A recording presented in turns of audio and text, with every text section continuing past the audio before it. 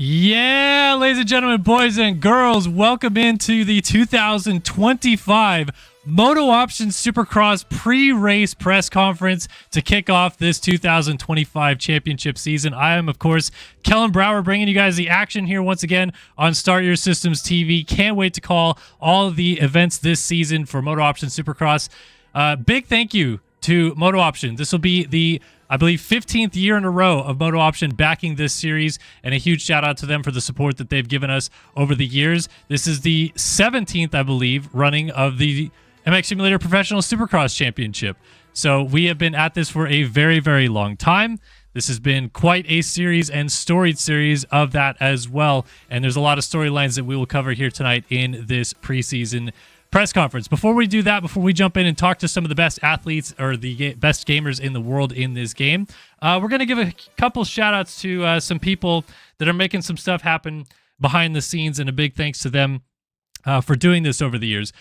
Tonight, first of all, the current MX Simulator playoff champion, Luke Sullivan, is actually hosting a 12-hour live stream in which he is raising funds to be used for the purse that will be used all season long in the Moto Option Supercross Championship, given out to the top competitors. So if you guys haven't already checked out his Twitch, or I believe he's live on YouTube as well, please head over there, donate to the fund so that more and more of the top gamers in this series can get paid a little bit of money for showing us as much entertainment as they do every single week. So a huge shout out to Sully, and he will be joining us on this preseason press conference to kind of talk about some things, and also probably give some good questions to our athletes that will be racing. Also, a huge thanks to everybody that has backed Start Your Systems over the years. We are now a decade old. We have streamed over 350 esport races, over 300 of them being in this MX Simulator discipline, of course,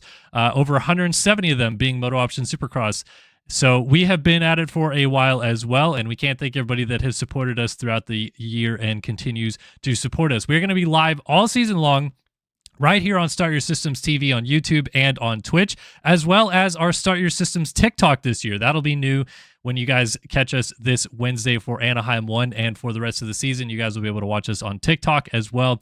So can't thank you guys enough for all the support over the years. Big thanks to everyone behind the scenes that also helps out and makes it all happen. Evan Holt, who has been doing all the work for our video side, making the streams look as awesome as they do. And of course, guys like Alex Heckman, Moto Agogo, Jeremy Hinters from the beginning as well, who have helped make the broadcast what it was and what it has been over the years as well. So can't thank them enough.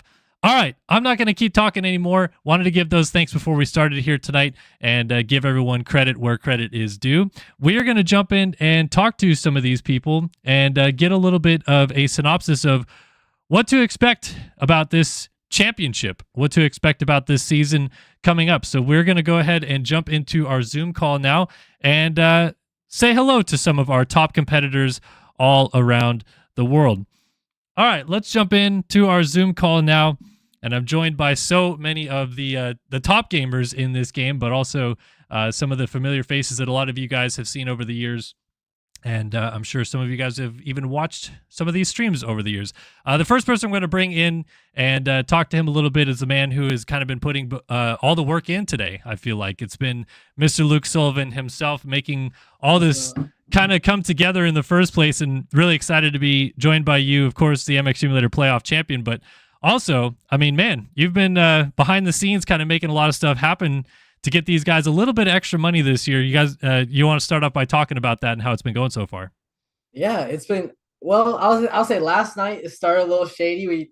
I had to wake up at 8 a.m. this morning, call Spectrum. My internet was out. Luckily, we got it going good. The stream's been good. We have raised in 7 hours so far. 7 hours 40 minutes. We have $1,005 raised for the RFNA prize pool next year. So that's pretty sick. We've been having a great time. I feel like we've had some events. We had an edit comp, which Evan Holte won down there, and he won that. We had some really good edits by Salty. We had K-Rob. We had Carl. We had oh Lord, who's the last one? Who's the last one? There was one more. I don't remember the other one. I'm sorry. Oh wait, no, okay, yeah. But and then we did an EMF fun race. That was good. And then yeah, we did a SX preview. Me, Austin Bear, Logan Leitzel, and Ben Nerona. Ben actually revealed his face for $150, so that was good. But Are yeah, we? no, it's been great, man. Yeah, I mean that's awesome that things have been rolling along so far. I think you've been live for what 7-8 hours now or so. Just about hit eight, Hit and 8 hours, and mhm. that's great to hear the money that's been raised so far. So, congrats to you for that as well. But obviously, we're here to talk about this upcoming Moto Option Supercross Championship. How exciting it is to get back racing again for you guys. That countdown is almost over to get behind the gate again. You're coming in with a little bit of a target on your back. You're now a champion in the game as well. But just talk about the landscape and what you see so far of the current crop of guys that are going to be racing in 2025.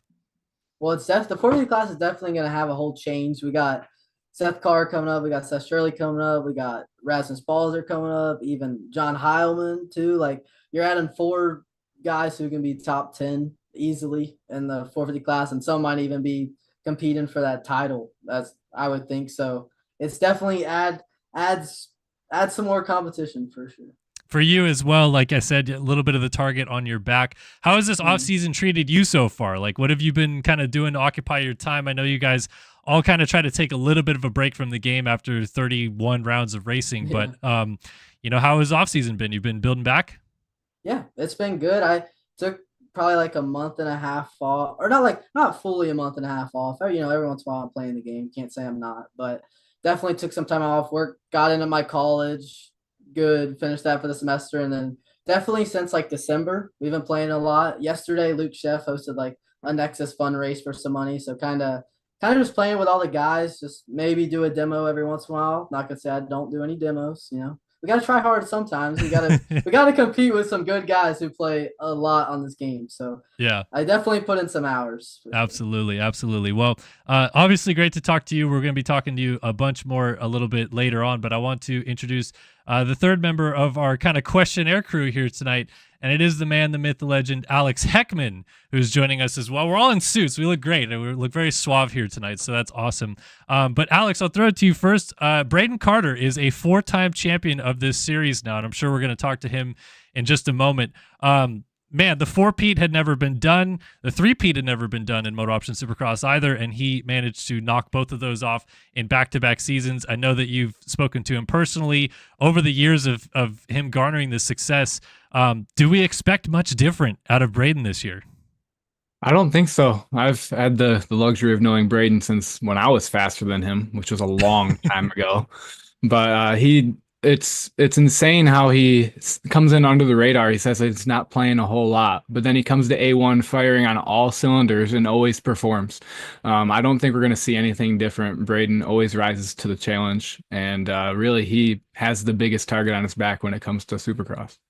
Yeah, for you, Sully, you've had the experience lately of going head to head and trying to take him down, especially on a Supercross track. It's quite tough. Mm-hmm. So you kind of know what to expect rolling into this season with him. Do you think Mm-hmm. there's going to be anything different with him, though? I think there can be. I think there can be. I think there's some two new faces that can maybe razzle him. I mean, he is a 4-time champ, so it's hard to say anything's gonna change. But there is two new kids who can definitely go just as fast. But I think Carter's got that consistency, which is very, very hard to beat for 17 rounds. So. Yeah, if there's one thing that you can pinpoint when it comes to racing him on the track, is there anything that you look at as, there's an opportunity there to either get inside his head a little bit, whether it's starting ahead of him and making him work for it that, seems to get into him a little bit? Like, is there any weakness that you even see in him? I think, yeah, I do. Last year, the last few rounds, it seemed to be like he had like one or two bad rounds, and then it kind of seemed to where he just kind of he was getting like fifth, sixth, and then like he'd have a win in there, like he'd win by 40 seconds or he'd get a fifth. So it kind of seemed like if he didn't get a greatest start and he couldn't get through the pack, like honestly never seen someone get through the pack so well as he does. But sometimes if he struggles, where if he doesn't get through the pack within like 5 laps and he's in the back, that's what also happened with SMX. He struggled when he couldn't get through the pack. Right. One last question for you, Alex, before we bring in Braden and talk to him. he's kind of started off his championship runs with a bang almost every year. He either wins Anaheim 1 or gets on the board with the win quite quickly. How important do you think it is this season specifically for someone else to maybe do that, to start off a bit stronger than him? That's what I was thinking while Sully was talking, is the only way really to beat Carter is to start by beating him at the beginning of the season. He's always so strong, and usually everyone else is really inconsistent. So especially these new guys coming in, and then you also have your veterans, they need to focus on, okay, if Braden wins, that's okay, but I at least need to be third. And that's the only way that they're really going to have a chance, because he builds such a lead early in the season that they have to dig themselves out of this hole, and it makes it really difficult. Well, let's spin it over to the man himself. I believe he is in our chat here with us, hanging out and ready to talk. So let's go ahead and find the man of the championship at this point that everyone is eyeing to dethrone. Braden Carter here joining us here tonight, four-time champ. Not at home, though. So he's taking vacation serious, trying to roll into this season a little bit refreshed. How is everything, though, man? How have you been? It's good. Can you hear me right now? Oh, yeah. Okay, perfect. Yeah, it's been good, man. Just chilling, enjoying life. Out in Joshua Tree right now, just having a little weekend vacation. So we're just chilling. Good deal, good deal. Well, obviously you hear so far what these guys have said about your championship success, how you've kind of built to a championship in the past. Do you eye this season as any different, or is it almost kind of like, going into when you even weren't a champion, back in 2020, trying to go at this title and trying to win it for the first time? The goal's always the same. Is to win every race. That's my goal. I'm not lining up to get fifth place, get third place. I'm there to win. So that's the goal of day one, man. That's the only thing I'm focused on right now is the first round. Is just keeping that red plate on my bike, And there's some stiff competition this year, so I'm a little scared. They're in my head a little bit, but got to give them hope. I got the number one on my back, so they should be a little scared too. Absolutely. You have a chance at kind of making some history. You've already made a lot of history, the four-peat that had never been done before. But you have a chance to be the first five-time Moto Option Supercross champion. You're currently obviously tied with Tyson Fresquez, both four-time champions at the moment. You also have a chance to become the all-time Supercross wins leader, which is something that has been sought after many, many years. Tyson originally got it over a decade ago, so it's kind of been his for the taking. Do those records kind of mean a lot to you? Like, is it something that you really do have your eye on? Yeah, definitely. I mean, like that's something that comes with fighting for the championship, getting wins, Obviously, to win a championship, you're gonna have to get a good number of wins in a season, 7, 8 wins. So if you do that as many times as I've done, that's the goal, is to get on the top of the list. And I think I can do it this year. I don't know how far back I am, one race maybe. So unless Tyson comes out of the woodworks and starts dominating, I'm hoping I can get that done. And it does mean a lot to me, just because, I used to watch this game when I was a little kid, watching Nathan Nickerson's streams, watching Tyson, watching all the boys. So, it does mean a lot. That's awesome to hear. Sully, I hope the stream's okay. We just got an update. Holtzy said the stream crashed for you, but hope all is good there. Alex, Sully, I'm going to let you guys kind of take the reins here. You guys have got some questions for our four-time champion. You can go ahead, Sully. Oh, okay. I was gonna say, you have made two of the most dominant 250 riders in RF history are making rookie debuts in the 450 class. How do you handle the pressure of the new competition coming up?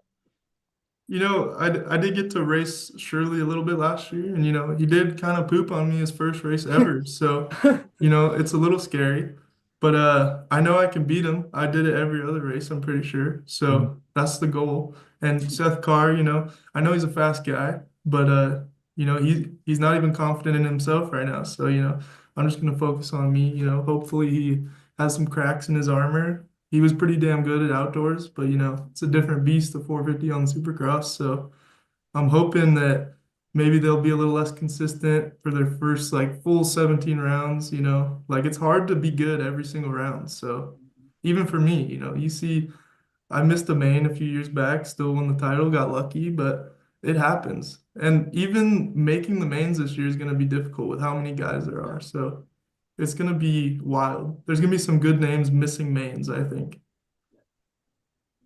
I agree with that. It always seems somebody big misses A1. It never seems to fail, and then you think their title chances are over, but then they end up coming back. I wanted to ask you a little bit about your off season. How much have you been playing? Have you like done any changes, big changes in your setup, or feeling anything out, or has it just been kind of status quo? Pretty much status quo. I don't really change the suspension much, or the advance. Use what works, it hasn't failed me yet. So maybe if I start coming in 13th place, then we need to look somewhere else. But just been playing a little bit this off season, I got to make all the skins, so that's usually my time to play is when I'm testing out all the bikes and all that. So but yeah, I'll do a demo here and there. Usually rage quit when I crash, but that's how it goes most of the time. I'm pretty sure a lot of these guys can relate. Uh, That's all I do when I play is rage quit. oh yeah, no, Yeah. that's the name of the game.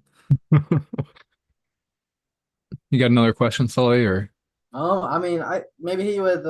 You obviously, I know we're still on a wavelength where SMX is kind of related to this championship. Kind of not. We had a lot of big names show up. Obviously, for someone like you, that probably doesn't even affect on how you're looking into the next season because it's a combination of motocross and supercross, and we know you're not the biggest motocross guy. But do you think that affects you at all, or are you just looking past that totally? Um, I don't know. It did at the time. Like obviously I wanted to win, but Mhm. it's it's been I got past it, like Yeah. obviously if I want to lose to someone, I want to lose to Sully. It's a good guy to lose to. But I'm not scared of you, buddy. Oh, So yeah. watch out. Fair enough. Watch out. Hey, Okay, maybe a little bit, but hey. Yeah, I wanted to ask you of you got these two new fast guys coming in. You've still got your veterans that you know are going to be there. Who is number one on your list that you think is going to be there at the end of the championship fighting you for it? I mean, I gotta say Leclerc. It's every year he's there, you know.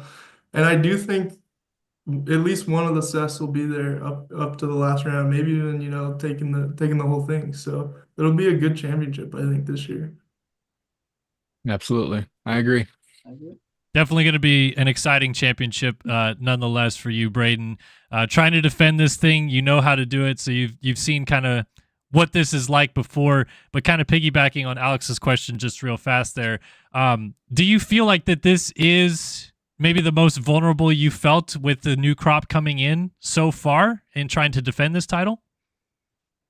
I'm probably, I mean, just the most unexpected, like I don't know how those guys are gonna do. I've known my competition the last few years. There's not been like super big names that come up, but I'm still confident, I think I can put it all together, but it's definitely another thing to look at, just not the same guys, you got two wild cards, maybe even more if there's some random fast guys that show up that haven't played the game for a while. You never know. So, but the goal's just win. That's the goal. The goal is to win, and you start off by winning a lot. You've won Anaheim, won a lot. I know it's a local race for you, IRL. Is there a little extra flair to it because of that, or is it simply just like you said, you just want to go out and win every single race?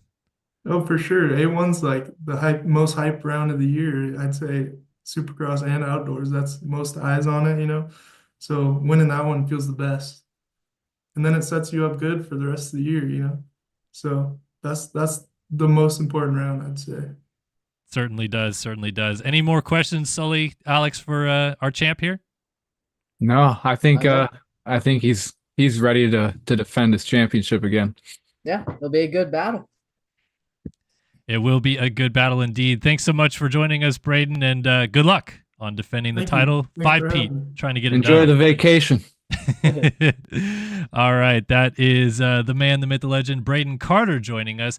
I'm going to pivot to a man that we've already mentioned quite a few times here tonight and see if he is still in our chat. I think he maybe dipped out. Not seeing Seth Shirley here anymore, so maybe He's here. He just changed his here. background. He's here. Where is he? Oh, there he is. Okay, I got him. All right. We'll pivot to Seth Shirley here now and talk to him about what he's been hearing so far a little bit. Obviously, he got a chance to listen to what Braden kind of said about first race that Seth did in the 450 class. Kind of clapped on everyone just a little bit, but been up and down. Obviously, 450 outdoors didn't go how you wanted to, Seth.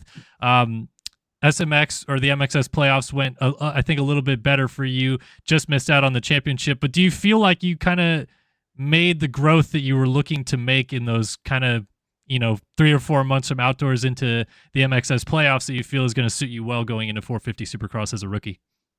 Yeah, the growth was definitely made. I feel like I needed outdoors. I came into outdoors with high expectations. Obviously, I did not do any good at all in outdoors, and I feel like that helped me more than anything. Struggling in the back of the pack, I learned a lot knowing that I have to go back to the basics and focus more on each lap individually instead of the big picture right away. Yeah, for you, like you said, outdoors didn't go the way you wanted. Do you feel that it kind of took a little bit of your own confidence away that you'd built up in the 250 class, having won so much and consistently found yourself at the front? Not doing so in the 450 class maybe knocked you back a little bit? Most definitely. I mean, I didn't show up to Washougal. I was over the game at that point. I said I was done racing outdoors. I didn't race. I showed up the weekend after Washougal, and I think I about got a moto win. So I think just taking the break to refresh my mind on things and just kind of go back to the basics to know what I need to work on and what I need to go do is what helped me the most with outdoors. Well, regardless of the outdoor season or not, I feel like your name's been floated around a lot with your 250 winning days as a guy that's more or less the next one to come up. How does that feel to be in a position like that where a lot of people are looking at you? Obviously, the fans at home are looking at you as someone that is a potential guy to dethrone more or less the king in Braden Carter. Like, is it a burden? Is it nice to feel that because you know that there's that expectation, or how do you manage it? I like being more of like the underdog kind of. Like, I don't like having the pressure on me, but it's building a lot of self-confidence knowing that everyone is expecting me to be there. Everyone thinks that I can be there. And just with how much my name's been floating around, it's definitely been nice to hear. Sully, you got anything for Seth Surly here? Yeah. Kind of with Kellen, last year kind of felt like your races in the 450 class resulted either in like a first or kind of like a mid pack or even a disconnect, I would say. How do you plan on kind of building that consistency? And do you think that will hinder your speed a little bit, or do you think it'll kind of match itself? I feel like I'm more so not even really caring about the wins part. I just know that the championships are going to come from my worst finishes still being inside the top 5 or even right around the podium. The hardest thing for me right now is just going to be my IRL injury because I have not much thumb movement. So I've had to basically in the past month relearn how to play the video game. And I feel like that's honestly helped me a lot is because I had to relearn the game entirely and it showed me a lot. I've also learned a lot more with my setup stuff on what needs to change for a 450 and whatnot. And that's also played a huge role in helping. In the way that you're playing differently, like you said, or relearning the game, what is different with having the limited motion in the thumb? Like, are you actually holding the joysticks differently, the controller differently? I hold the controller the same, but I can't really like bend my thumb like I used to be able to. So I'm having to play more of like in the base of my thumb. And so I wasn't as precise with my movements at first. So I've had to learn to be a lot smoother with my thumb control and the joystick with that. Yeah, that's fair enough. I mean, as you said, it maybe has been a bit of a help. Is it that smoothness factor that you're feeling? It just is a little bit more comfort on the racetrack and not being so, I don't know, kind of like 250 class, young, jerk it around, throw a lot of scrubs, that kind of stuff? Yeah, definitely. I feel like in my 250, whenever I was riding my best, I was going as like my fastest, but I looked my smoothest. And I've been starting to finally feel that on the 450 to where I can be smooth, but still lay down really good times. Well, we know you lay down really good times. That's something that never really was a problem with you to end up near the top or on top of the qualifying sheets. For you, we talked about it with Braden a little bit about coming off firing at Anaheim 1, or at least in the first couple of rounds. How important is it for you to leave Anaheim 1, at least on the podium, if not in the winner's circle? No, I'd say more so top 5 for me. If I come out of A1 with the top 5, that's a win in my book. Obviously, all 22 guys on the gate would like to come out of A1 with the red plate. That's just a given. But like I said, you can't win the championship at A1, but you can definitely set yourself 25 points back and have to claw your way back. So anywhere inside the top 5 is what I'm looking for. Well, Sully, I'm going to actually ask you real quick. You got a chance firsthand to go up against Seth in the MXS playoffs. The pass heard around the world a little bit was between you two. But, you know, you got a chance to see what he's already like. You're, I'm sure, excited to see him full-time in Supercross. What are you looking forward to in battling with Seth in 2025? I think this even goes back to kind of when we played on 250s that we both, I mean, I feel like we're both very, very good, but we also are very clean. Like we don't really, we'll try to give each other room. We'll let each other do our passes. We're not going to, you know, have some stupid takeout or like be stupid aggressive unless we really need it. Like we've always kind of been chill with each other. I think we both definitely want to win, and he had a lot better 250 campaign or career, whatever you call it, than I did. But he, now it's fun. It's fun racing these young guys because sometimes I like to show like that pass was all racecraft. It showed me he got to watch out for some new lines, man. For you, Seth, I'll ask you one more question here. Having seen the success that you had in the 250 class, and I think Luke could even attest to this a little bit, just how different is the 450 class, man? Like you go up there with an expectation of what it's going to be like, what you think you're going to be able to accomplish on that bike. But when you're finally there and racing these top players that we've seen over the years, you know, what does it feel like?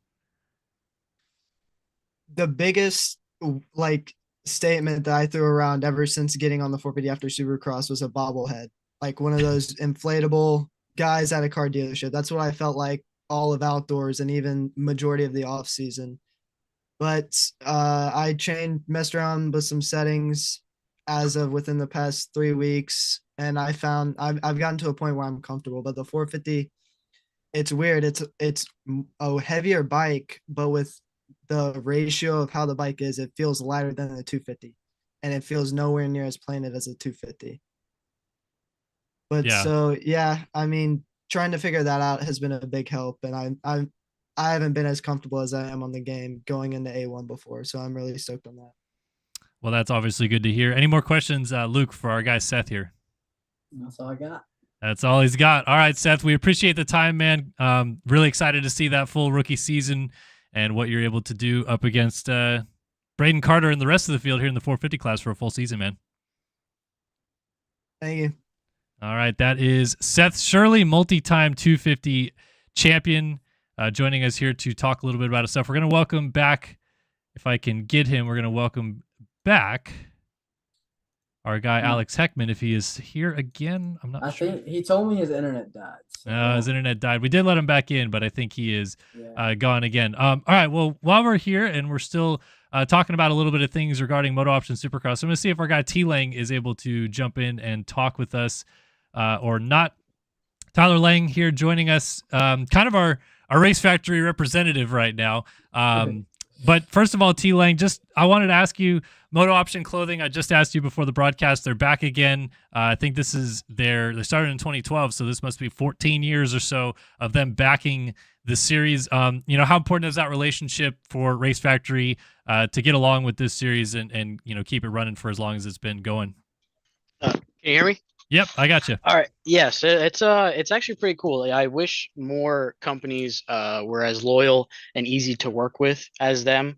We pretty much don't even have to have a conversation with them. They're always on board. So it's definitely hard to kind of support establishment or whatever you want to call this, you know, organization. So it's definitely nice to have somebody work as easy as them. Yeah, and for you guys, Race Factory has kind of been in tandem with Moto Option. Started back at the end of 2011. You guys, Jeremy Cohenauer and yourself, kind of moved in the last, 5-6 years or so.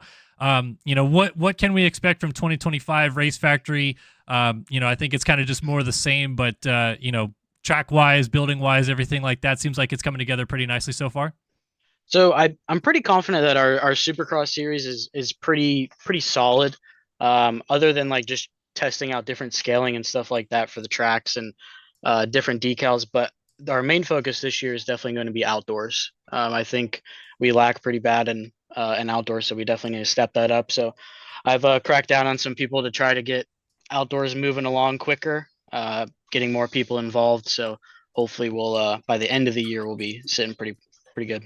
Good deal. Good to hear. Pivoting from that, let's talk to you just a little bit about rolling into 2025 racing wise. You've won a championship, obviously, so you kind of know what it takes to get it done. But Supercross has been a little up and down for you over the years. Where are you at rolling into 2025 with how you feel on a Supercross track this year, and whether or not you think you can start off, firing strong? Oh man, I'm waiting for outdoors. I'm ready. I'm ready, Okay. I'm ready to go again. But no, I think obviously being close with Seth Shirley and how the success that he's had, it's definitely helpful to play and learn from him. Um, Honestly, the goal is just to make every main. We weren't successful last year, so hopefully we'll step that up this year and just be in every main. That's honestly the goal. I don't really get to play as much as I would like, so just being there is cool. The champ Braden Carter kind of alluded to how deep the field is, and you've kind of seen it change paces a lot over the years as well. Where do you feel like this 2025 class ranks in terms of what you've seen yourself being on the racetrack? It's hard to say. I think every year, I mean, even with real professional supercross, I mean, every year we always say this year's stacked.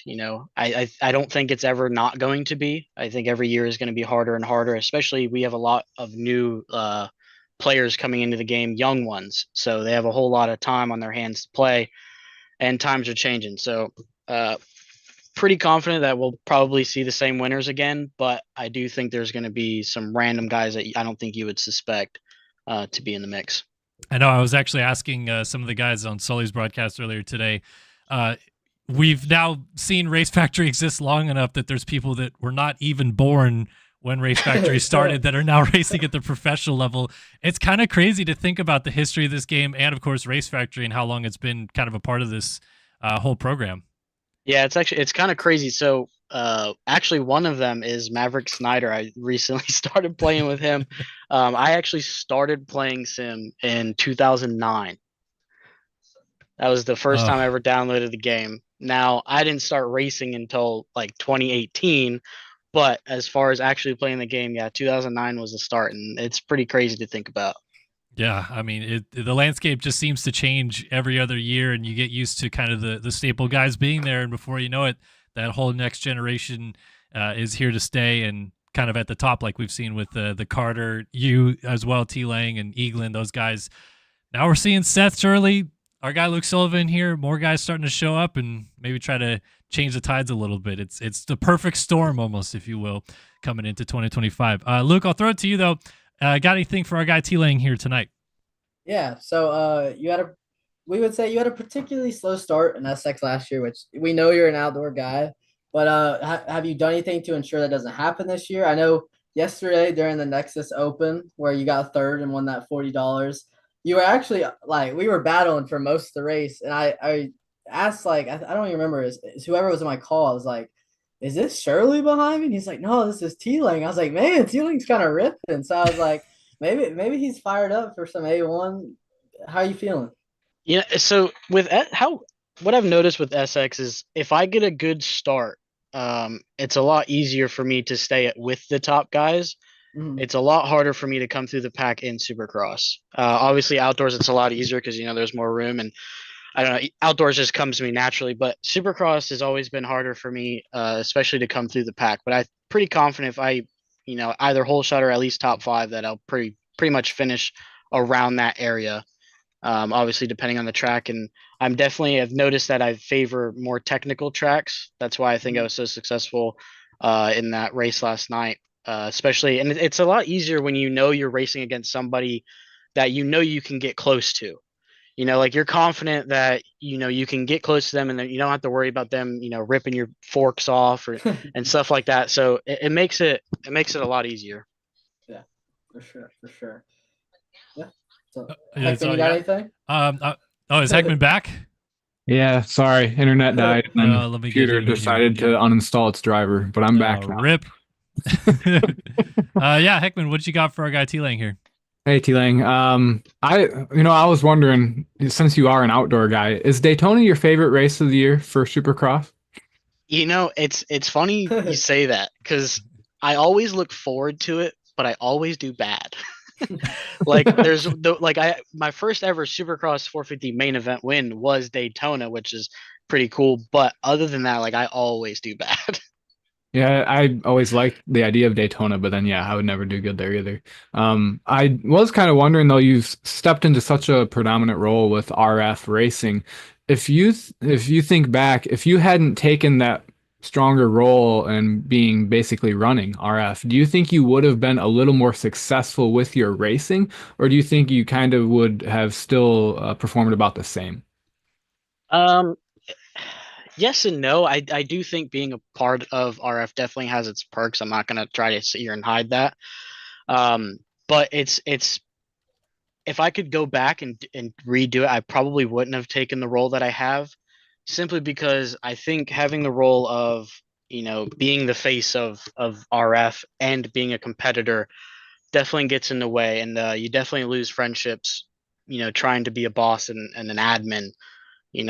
So I don't think I would do it again if I had to, but I love this game and that's the role I had to take to keep it going for everybody. So it is what it is.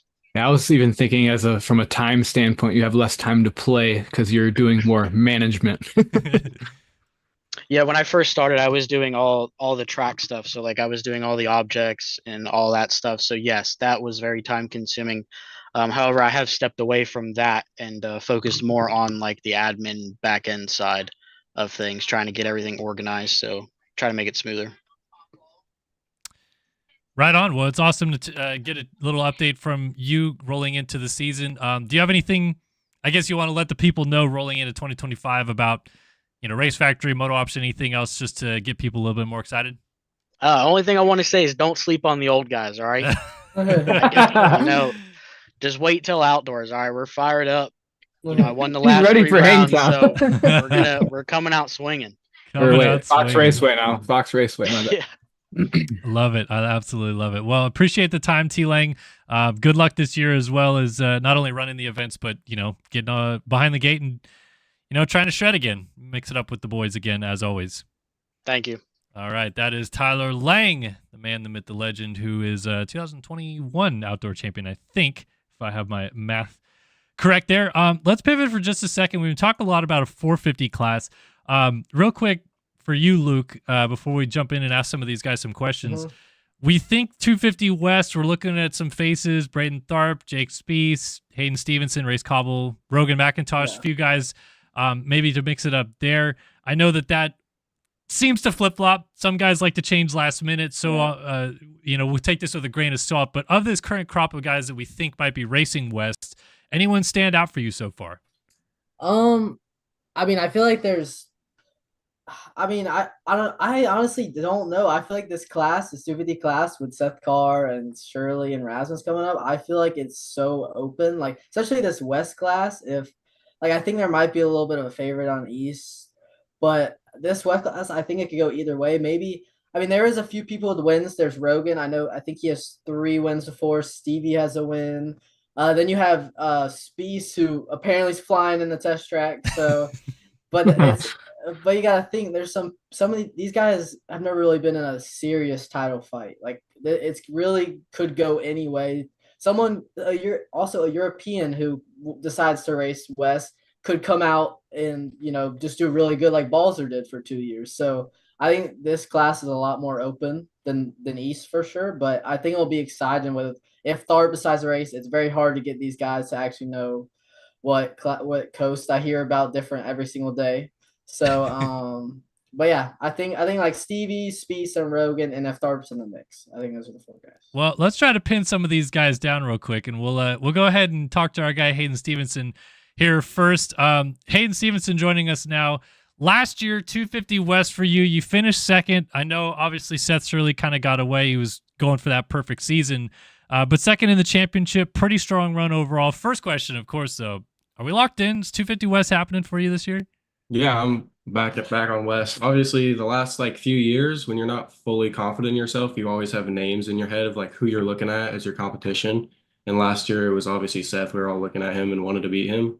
And this year, it's really not been that way. I've kind of just looked at all the names and looked past all the names. Not saying that they're not going to beat me, but there's not a guy that I'm looking at that's like, oh, I'm scared of that guy. Like I pretty much made it known as soon as SMX was over that I was going West, and anybody that wants to show up to West, I'm racing them. Does that feel, I guess, in a way rewarding of like your own progress that you now feel in your own mind like there's not someone that I look at it, I look at the name on the back of the jersey that way or anything like that? Like you really do feel like you've kind of hit the next stride of your own career? Yeah, I mean, if you look at the SMX results, I mean, it's obviously a little bit different because it's kind of outdoors, but the two people ahead of me in it was just, I mean, Shirley had moved up, but he was better than me and he's moved up now. And then it was Carr and Balzer. I was second in the points behind Carr going into the last round of SMX. So, and all of them are out of the class. Like, and the only other person that was near me in Supercross for the West points was Heilman, and he's also pointed out. So, I mean, the objective is pretty clear this year because if I don't win the title, I'm pointed out. So, this is my last year in 250 class if I don't win it. Does that add pressure then, like coming in that you got to get it done now? It does, but also it doesn't. Like, it just is what it is because, like, you either win it or you don't. And it's not like I'm putting all this pressure to go win because, I mean, if I just go out and do what I think I can do, I should be fine. Absolutely. Fair enough. Luke, Alex, I'll let you guys ask some questions here. You want me to go first? Whatever you want, boss. It's all you. I got you. I would say I know Stevie pretty well. I hang in the most discords most of the time, and I even spot him sometimes. So I know how he is. But after you're claiming your first race victory and one and only race victory against Shirley, do you think that added pressure into like going into this season, or do you think that just you kind of put that in the back of your head and you're good? I just want to know how your mental state is. It does a little bit because obviously the statistic is there's only 4 people in the class with race wins, and 2 of them are my teammates, Rogan and Alec, and the only other person with a race win is Bartolo. So you like are kind of looked at as a title threat, I guess, but you can't really think about titles. You just kind of have to go line up at the gate and try and win. That's all you can do. Also, so in previous seasons, I would say when you got a bad start, you would kind of panic a little bit. But do you think this year, even if you do get a bad start, you think you can hit that? You're down the first corner 18 to at least like a fourth or a third every weekend to keep yourself in that title fight. Yeah, I mean, it's hard to know until you just go racing. But last year, all my finishes, I had like 4 podiums, I think, and I'm pretty sure they were all like decent starts. So I mean, it's really all my other finishes were like 7-8, 7-8. So it's really if you can change that 7-8 to get to like a 4-5 and just overall maximize points, pretty much. Yeah. Do you have anyone you're looking at in particular that you think's gonna really come at you, or are you? I mean, are you good? Not really. I mean, we all know that people are like iffy on coast all the time, but I'm racing West, and I think a lot of people are saying they're gonna go East, and then they just flip flop at the last second. So I don't know. Like Tharp will probably show up to West. I know there's like 3 people that I know are confirmed are West, like Spieth and a few guys like that, but I really haven't even raced them much. I only play with like a few people, so really just line up and see how it goes. Yeah. Thank you for talking, Hector. Yeah, how's it going, Hayden? Yeah. I have a question. Like, I haven't ever done 250 West, I don't think. So it's added pressure. Have you done 250 East or have you done West? I did a season of East, but I only made like 1 main. I literally made Daytona. That was it. That was a rookie season, right? Yeah, for sure. Are you coming in with a mindset of you want to win A1, or are you coming in with a mindset of you want to start consistent and avoid the chaos so that you know you'll be in it 3-4 rounds in? Well, I mean, if you're looked at to be in a title, like you really have to look at it the mindset of you can't win it at A1, but you can definitely lose it. So obviously first goal is make the main. Like don't have any chaos in the first turn of the heat. just like make it through the heat clean, and then just try and run up front for as long as you can. See if When the work's been done. right. When you have nerves, are you more nervous for the heat race or for the main event? Uh, Probably the main. I don't really get that nervous in heat races because I know that I can, like, if I just ride my pace, I should be able to make it. But there is a lot of chaos that sends you to the LCQ most of the time. So, I mean, it's more for the main, and it's always the first few laps. Like, if I get a good start in the main, I'm usually not riding my best. Like, I'll lose the front a lot, just like a little bit, and just like make a lot of little dumb mistakes, kind of. Yeah, I understand. I feel that. I'm the king of throwing things away. I understand. Well, good luck to you this season. Thanks. One last question for me, and we'll let you go. Like you said, you rolled through the MXS playoffs. You were right in the mix all the way through, and it's a very short, condensed series. It's basically 6 rounds, 2 motos apiece at each race. But it is a little bit shorter than your standard, 250 West Supercross Championship. Do you feel like having that experience now and going through something like that in a championship fight, more or less, in a short series like that, has really helped you kind of understand how this 9-10 round series is going to feel like in a championship fight? It has, but it's also just kind of giving me confidence because my outdoor season was pretty bad. It's no secret, like out of points sometimes. Like it wasn't even near decent. And when I got to SMX, I switched back to my Supercross setup and I ran it the whole time. And like as soon as I got on the SX setup, like I was back kind of running near the front. So it's really just giving me a lot of comfort on the SX setup and hoping it can just transfer into 250 West season.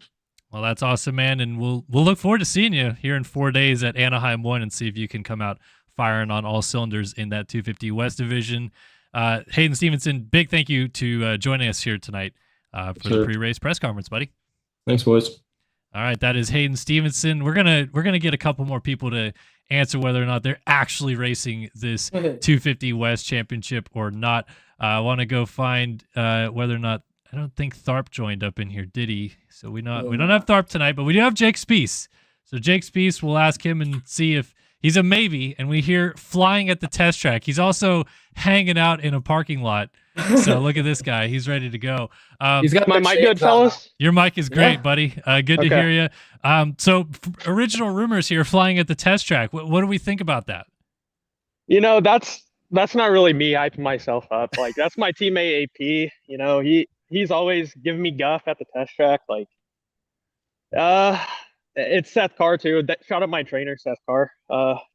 He's been helping me out a lot at the test track. Giving me those settings, and yeah, I'm feeling great out there. What's been the biggest change for you then in this offseason? Because you've been fast in the past. We're looking maybe for a little bit more consistency this year. Where do you feel like you're gonna kind of make that step forward now? I've just been grinding. Like after outdoors, 450 outdoors. I hate outdoors. Keeping honest with you here. Yeah, as soon as outdoors ended, I was on that Supercross track, and I just got the new suspension settings from Enzo, and I was just feeling amazing. And I wasn't really hyping myself up. I didn't think people were seeing it. Like I didn't think I'd get invited to this here today, but I'm stoked to be here. And yeah, I'm just feeling great on the bike. Feeling way better. Last year, rookie year. Decided to race like midway through the season. I got the settings, got the pristine MX Simulator settings from Seth Carr, and I tried a few rounds and made every main but one, so I was pretty stoked on that. And yeah, feeling good. So can you also confirm 250 West we're locked in? Oh yeah, 250 West we're in. Work shut down for all of January, so we just got lucky on that. So we're gonna be hitting up 250 West, and there is no way I'm changing that. So we'll be there. Good deal. Sully, Alex, I'll let you guys take over. Alex, you want to go first this time? Yeah, I got you.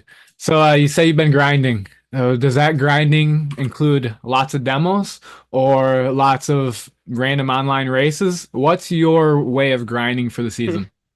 So absolutely zero demos. We don't do demos around here. That's the one thing I don't agree with Seth Carr on. He got good off demos, but I've made so much fun of him for doing demos. So no demos for me. You can't do the demos. No demos for me. So I've just been doing a lot of races. New track comes out, play the new track. But mostly racing because racing is most important thing. So zero demos. We don't do demos around here. That is not on the training program. So yeah. I'd love to hear it. Go ahead, Sully. Despite not having the best previous results, you are being hyped up by many racers into 2025. Do you agree with the general feeling that you are a title favorite on this coast, or do you think you're being a little overhyped, or what are you feeling? The hype is something I was really not expecting. I'll be honest. My race results, I've only raced one season of professional racing, and that was my rookie year. And my best finish was an 8th, which I was fine with. I mean, I beat Evan Holt. He's terrible. Triple Crown, my best result was 3rd in a main, and that was cool too. And I had a bunch of good finishes in EU, but the hype, might not live up to the hype, honestly. But we're looking to be a title contender. Main goal this year is to win a race. And main goal, honestly, isn't even the title. It's just to go in that East-West and absolutely slam Autism Partisla.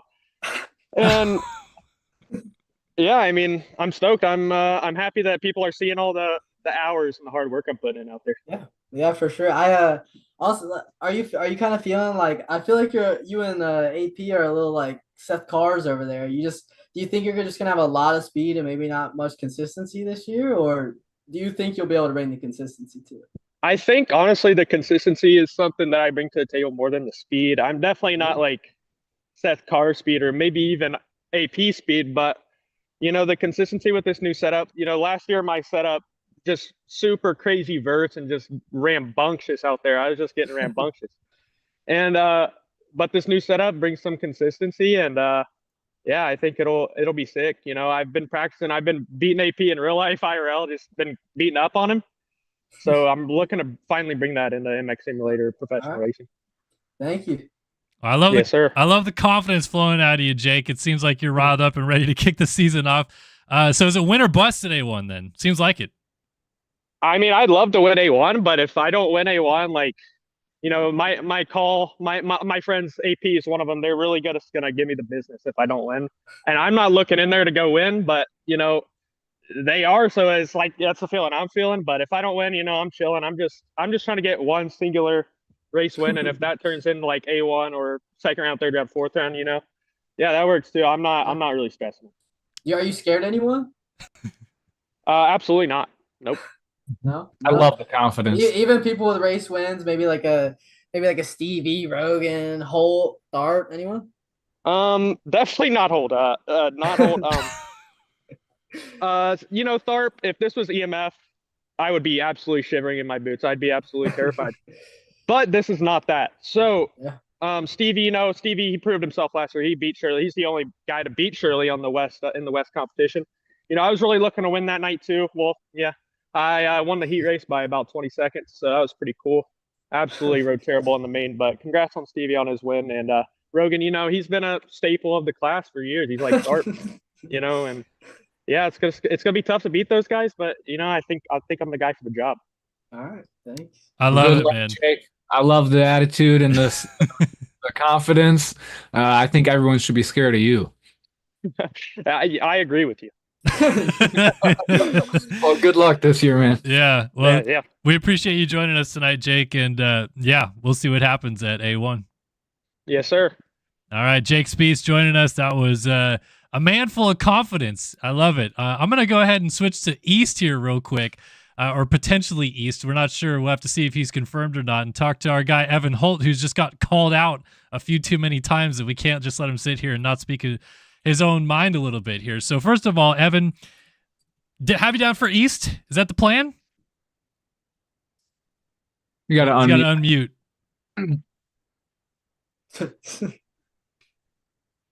Oh, sorry. I thought I was already muted. There you go. No, I think I'm West. I don't know. My teammate Brandon Tharp has been telling me it's race East and race West. Whatever coast that's easier, he wants to race. So I've been back and forth, and now he's told me today that I'm racing West. So I don't really know. It doesn't really matter to me. But yeah, I'd put me down as West for now. I think he needs to race West after that calling out. Yeah, I agree, but he's gonna sperm his way out of it. I was gonna say, did you know Jake felt this way about you?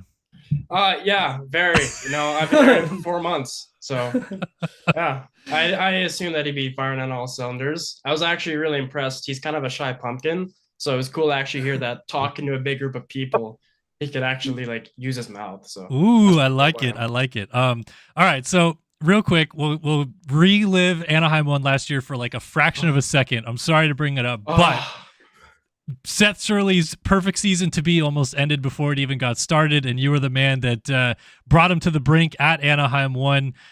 What did you kind of learn from that experience of, leading so much of the main event? It doesn't go your way in the end, but you probably saw a lot of things that you didn't really know you expected to see before going into the season. Yeah, well, I mean, I got the nickname Quad God that night, so I guess one of the things I took away from it was not to really go for unnecessary lines if they didn't need to. I was a lap and a half away from winning A1, and I don't really hit the big lines. I'm not one of the guys that does that. So when I was getting that quad pretty consistently, it was like pretty fulfilling, and I was really happy with it. So I didn't really want to stop doing it. And yeah, it's kind of just learning like you gotta be there the entire way. Like you gotta stay focused for all 15 minutes because I dropped my focus, and yeah, I lost the win. And the other thing is I shouldn't say I dropped my focus. I was almost too focused. I wasn't kind of asking my spotter like how far behind Shirley was or how much time was left in the race. I was kind of going off of what I was seeing. And if I had the information, I probably would have been able to hopefully win it. But I mean, now that I didn't, I mean, I got ridiculed for it forever. Like my Discord just loved calling me Quad God and everything. So, I mean, I guess I learned from it that way. Well, think about how cool that would have looked in the video edit, though. Oh yeah. I've had to see this quad quite a bit with making that video and this coming up. But yeah, I mean, I'll learn from it. So let's hope I learn from it. Definitely. For you last year, you end up 4th in 250 West. We just talked to Hayden Stevenson just moments ago, and he ended up about 38 points ahead of you. So he said that he kind of doesn't look at the names on the back of the jersey anymore. He feels like he's one of those guys that could go out and win this championship. And if you look at yourself, you're only about 38 points down of him last year. Do you feel yourself coming in that you're straight up a title contender from, the gate drop? Well, so my goals for this year, I wouldn't even put the title in there quite yet, because with what I want to do with my career, I don't think I'll be racing all the races. So honestly, I'm kind of looking at these first 4 rounds or first 5 rounds and just hoping to get a win. That's my goal for this year. And like, I mean, last year with point standings, I know I was 38 down, but I really thought I was the second best guy in West. I know I came close to winning a few times. I got a Triple Crown main win. And even though it was 38 down, I know I missed a main and I didn't even show up for the other because I was busy or something. But yeah, I think goal is just to get a win, because I came pretty close like 3 or 4 times last year where like I really thought I could, and I just couldn't wrap it up. So, I mean, one of my friends, Squiddy, Jeremy Squiabro, he almost won a main event. He lost in like the last corner or something, and he hasn't won one since. And I don't want like my 2024 A1 to be like that. I want to like look back and say, oh yeah, I won a main event. So yeah, that's kind of what I'm looking to do this year. Well, hey, I was going to say Aaron Plessinger put Detroit behind him from 2023 and then won San Diego 24. So that's all, you just got to hang your hat on that potentially happening. Mm-hmm.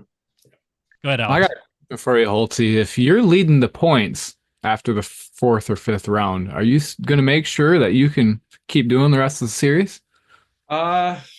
It depends. My situation on what I might be doing is a little complicated at the moment. It kind of depends on how early in the morning I want to wake up. So if I know you're dedicated, so I know what the answer is. If I'm in a position like I really think I can win the title, maybe I will. But if I'm like, I say like 10 to 15 back. Well, the other thing I don't know is I don't know if the point out rule is induced or not, because technically Rogan should not be racing 250. Oh, should we get T-Leg in here? So, Healing's still in here. We so can I don't we know. can if hash I this out actually- right now. Hey, So I I actually have last not scored 300 points in 3 years. That's wrong. Well, that That's is incorrect. surprising. But That's I know. It's okay. it's Well, yeah. I mean, if this year's my last year, and if I'm in the title, like maybe I'll finish it out. But if not, I mean, shit, I'll go right at 450, and it'll be fine. Yeah. Right on, right on. Luke, Alex, you guys got something? I was just saying, from someone who's kind of, I would say you're a title favorite, right? You're put in that group. Someone that's won A1 before on a 250 and then has gone to not had a very successful rest of the year. I would say don't stress your, like, obviously I know you just want to win, but if you do want to go for a title, it's just, you just got to chill. Like, it's really about just making sure you get like fifth or even like a top 5 each round, really, especially with a group of guys you're around. And I think like all y'all are very, very similar. So I think you won the EMF championship over the break, and I know that's different, right? Yeah, 100%, it's way different. It's way different. It's way different. It's way different. But you still won, and I know all you want to do is win, and like all of us. So sometimes you just gotta take what you can. But do you feel like you've improved on the off season or anything? Well, I mean, speaking of EMF chip, I've been playing outdoors for a majority of my off season. I don't know. I really wanted a single digit number, and I mean, I don't think I'm gonna get one in RF, so I'm like, I'll just get one EMF. So I definitely played a lot of outdoors during the off season, and I just kind of got back like playing Supercross and was feeling pretty good. Made some advanced setting changes. And then I just actually came back literally like 2 minutes before this started from California. So I was gone for a week. I mean, and I'm looking at A1 like, I don't know how much prep time I have, but after I got off outdoors and I was playing Supercross for a bit, I feel like I picked it up pretty decently and was riding all right. So I think if I can just get, like, I'm not really looking to be that good. I just want to win. If that win comes at like round 4, round 5, that's all right. That's just the goal. And yeah, so kind of feeling all right. I guess we'll see. Yeah. All right. Go ahead, Sully. I was just even thinking sometimes if you don't play that much, which is just what happened with SMX, sometimes it's better. Like, I feel like we can all get our heads a lot, even with like these fun races and stuff, and really take them for like stupid accounts and like, oh, he was fast in this Nexus fun race, so he's gonna beat me in RF. So sometimes it works out. I'm lucky to say I'm not really the type that if I don't pick the game up for a while, I just lose all skill. Like, I think I somewhat maintain it, which is pretty nice to have. Yeah, nice. How many team edits do you have to get done before A1? I'm sorry. No, that is good. Well, I mean, I'm in need of money right now. So if anybody's watching this and they want an edit, please let me know. Check out Holtzy on YouTube. Best MX simulator edit guy right now. I'm gonna have a lot of free time, and I'm actually just gonna be grinding these out and trying to make some good money off that. So yeah, I got quite a bit. I got opening ceremonies to do, which I'm actually really excited about. That'll be fun for sure to do that for the 3rd year. And yeah. Well, I'm looking forward to seeing how you do in West, and of course the team edits too. Yeah, I mean, like I say West, BT could change his mind, and I'll be racing East. Who knows? Well, hey, if he does change his mind, it means that you don't have to stress about doing well over the next 3 or 4 days and trying to get ready for anyone. You can just do all the team edits and then roll into Tampa or Detroit or whatever it is much better and ready to go. Yeah, that's true. Actually, I mean, if I get 15th at A1, like, don't be surprised, because I've been playing much Supercross, and on top of that, probably won't be playing the game a whole lot because I'll be making a lot of edits or stuff. But yeah, we'll see. Well, we appreciate you and everything that you do for the game, and obviously showing it off. Epic stuff. I mean, the quality of the edits are insane. I think they said you won the edit competition earlier today too. So we know you're the best, pretty much. It's really sick. Yeah, I did 2 edits during the entire off season, and I think both of them took me like 30+ hours. Like, you put me into retirement. I didn't want to put to make edits like Holtzy. Yeah, I know. My good friend Huey, who was going to do the edit contest, he did his last minute, and I got mine done before I actually flew to California. So I showed him it before I left, and he's like, "Dude, I don't even want to do this anymore. Like, there's no point." which I appreciate the compliment. All right. Well, we appreciate the time tonight, Evan, that you have given us. And yeah, I guess enjoy making the edits or racing A1 or whatever it is you choose to end up doing. But Yeah, thanks, guys. yeah, thanks, man. Yeah, Appreciate it. thank you. All right. That's Evan Holt, who finished up 4th in 250 West last year. Let's try to find another guy that's racing East. And this gentleman has been wearing his helmet the entire time of this broadcast. So we'll finally bring him on. Ben Nerona, what's up, man? How's it going? How's the helmet feeling, first of all? Because you've just been sitting here with the goggles and the helmet for an hour. Yeah, no, you can hear me, right? Yeah, you're good. Hear me? Yeah, no, I'm feeling good. You know, yeah, I'm feeling good. Feeling Can you good. can you even see? Yeah, I can see fine. Yes, sir, I can. He's got his monitor down by like his ankles or something. He's looking straight down. Right here. There you go. Perfect. Are you racing East? We have you down for East. Are you committed to East then? Yeah, I've been committed to East since the end of outdoors, so I'm for sure locked in East Coast. I know it's Yep. always a bit of a I don't know if I want to do well enough or put myself in this situation, but is it planned to do a couple 450 West rounds to just get ready then, or what's the plan? Yeah, definitely. Yeah, I'm gonna do the whole 450 West just to see. Yeah, I don't know, get my feet wet. You know. For you Yeah, last we're year, I feeling. think rookie year last year, right? Getting your feet wet a Yep. little bit, racing in the pro scene. Yep. What did you learn last year that you feel like already has you a little bit more confident rolling into this year? More just like the race pace, I guess you could say, like trying to go fast and stay up, you know, that whole deal. The pace is definitely fast, so just trying to work on that, not crashing every lap and just try not to go for burners every lap. So yeah, I'd say that. That's definitely a big part of the learning curve. Luke, Alex, I'll let you guys go ahead and ask some questions and see what he's got to say. I can go and go. Hearing that you have been putting a lot of time in this off season, what are your expectations and what do you want to achieve? I definitely want to be top 5 in some of the races, but I'm not. I don't know. Top 5, top 10, definitely. Yeah. Also, with being on that new NetJets program, it's a new startup. Do you think you'll bring some success, or Yeah, I know I think you're for sure. Austin Schaefer has some big standards for you. Yeah, no, yeah, Schaefer's definitely a character, so yeah, gotta show out. I know the boys are moving too, so should be cool to see what we can do. All right. Thank you, Ben. Yeah, I haven't heard your name that much, Ben, but I have heard that you're pretty darn fast. First question, what's it gonna take donation wise to get to do a face reveal on this stream? Um, what are we at? Oh, I don't know. A good amount. I don't know. I already did it, so Yeah, just check out I don't know. Sully's stream, people. Go over There you there. go. Make There sure you you go. keep Go in the donating. VOD, you can find it probably like 6 hours in or something. Yeah, You'll see me. keep adding to the prize pool and get these guys Yep. some more cash money in the pockets by the end of the season. Yes, sir. Well, I do have a legit question though.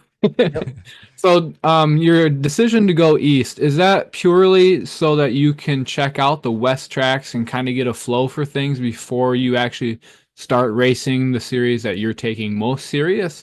Or is it more just that you like the East Coast tracks better?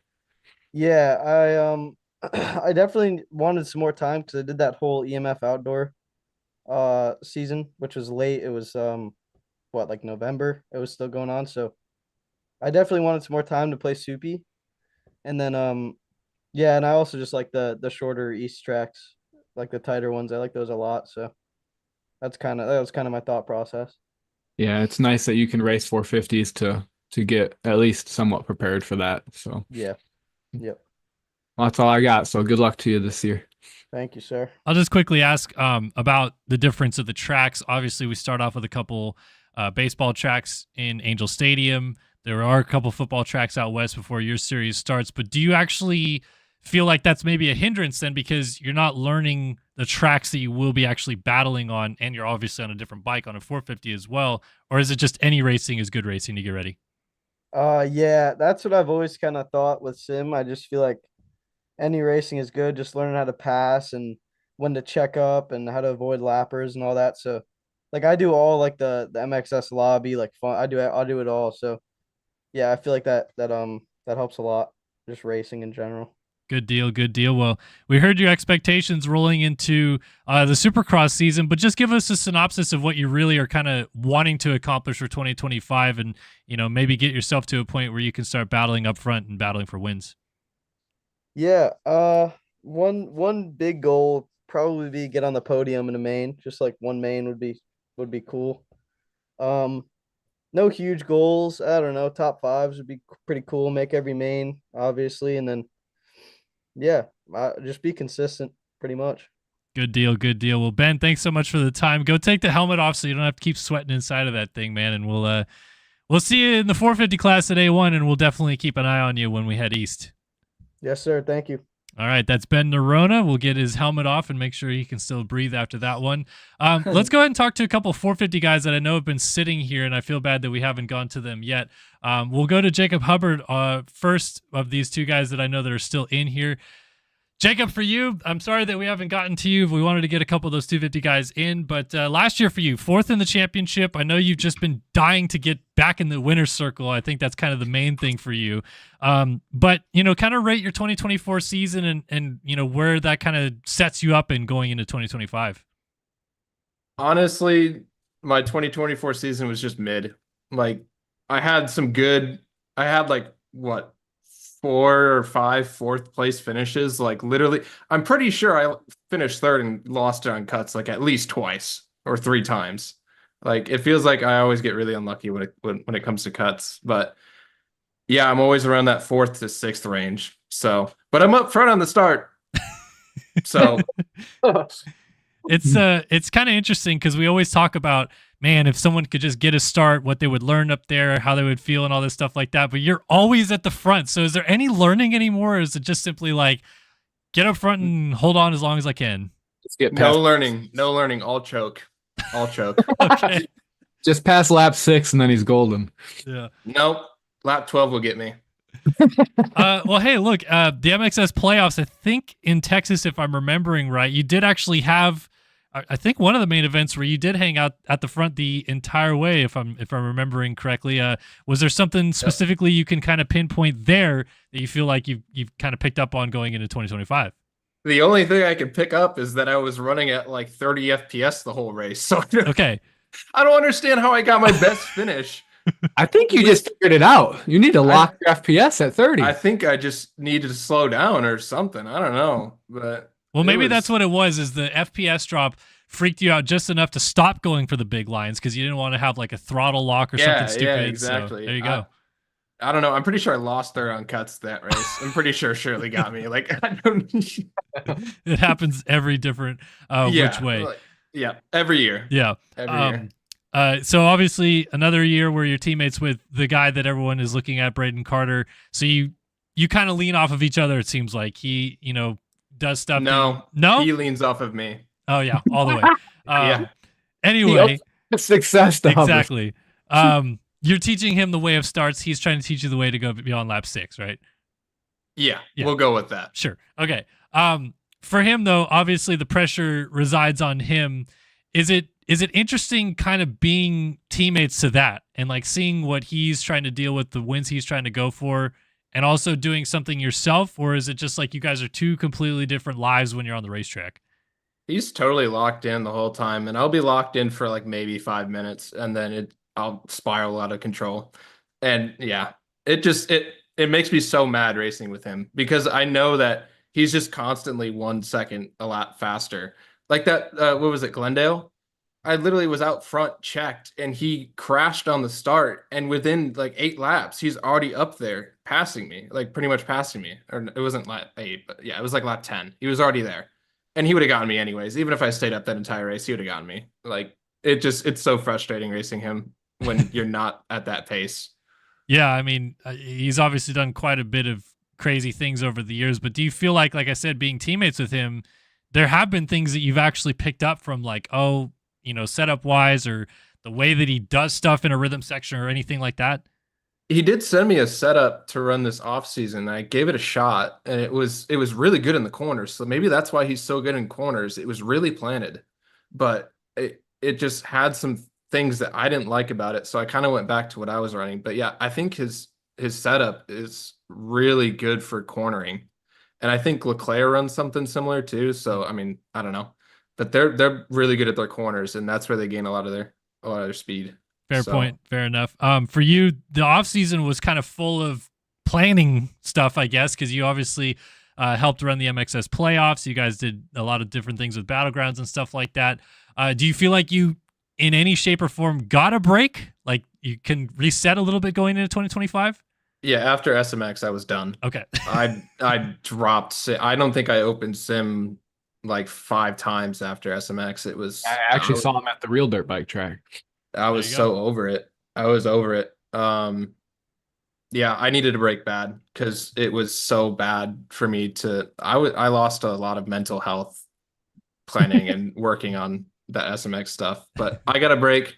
I haven't really done any off-season races at all, to be honest, and that's fine. I'm hoping because I grinded last off-season. I played a lot. I won that WSMX title, and I was burnt out by like the second round. So I'm hoping that this season, having a break, I can catch like a mid-season flow or something. I don't know. Yeah, maybe make you last a little bit longer throughout the year then. Yeah. There you go. Alex, Luke, I'll pitch it to you guys. Questions here for Jacob Hubbard. Yeah, I kind of got two good questions for you that I've been thinking about. So first, how close are you to that whole shot record? Is that what you're thinking about? I don't know the exact numbers. I think I'm like all time probably like 20 or something off because Leclerc has a lot of outdoor hole shots. He has a lot of outdoor hole shots over the years. But I'm pretty close in SX. I think I'm within single digits if I remember correctly. I don't know the numbers off the top of my head, but I think I'm pretty close. Yeah, I honestly thought you were gonna be closer with having a race. No, all-time record. I'm a little ways off for outdoors and Supercross. So we'll get 17 this year. So you just need 3 more. 17-0, baby, to the first corner. That's it. Yeah, I feel like me and you. I feel like we've been racing long, like since like 2021. Like we race each other like every single year, and I feel like me and you are very similar with our like pace, our position, like. And I feel like, do you think we'll be, or like, do you feel confident you'll be kind of in the same area this year with like the new people? Do you think we'll fade back a little bit? I'll probably be like 6th or something like that, and that's okay. I'm way past my prime. I peaked in 2021, and I've gone downhill ever since. I got one 450 win in 2022, but it's been downhill ever since. So. Maybe a couple top 5s, maybe a podium, but I'm not expecting wins or anything crazy. But if it comes, it comes. A lot of things happen. Thank you. So you're known as the whole shot king. Do you wanna shed some light on your secrets to that, or are we gonna keep that under wraps on the stream?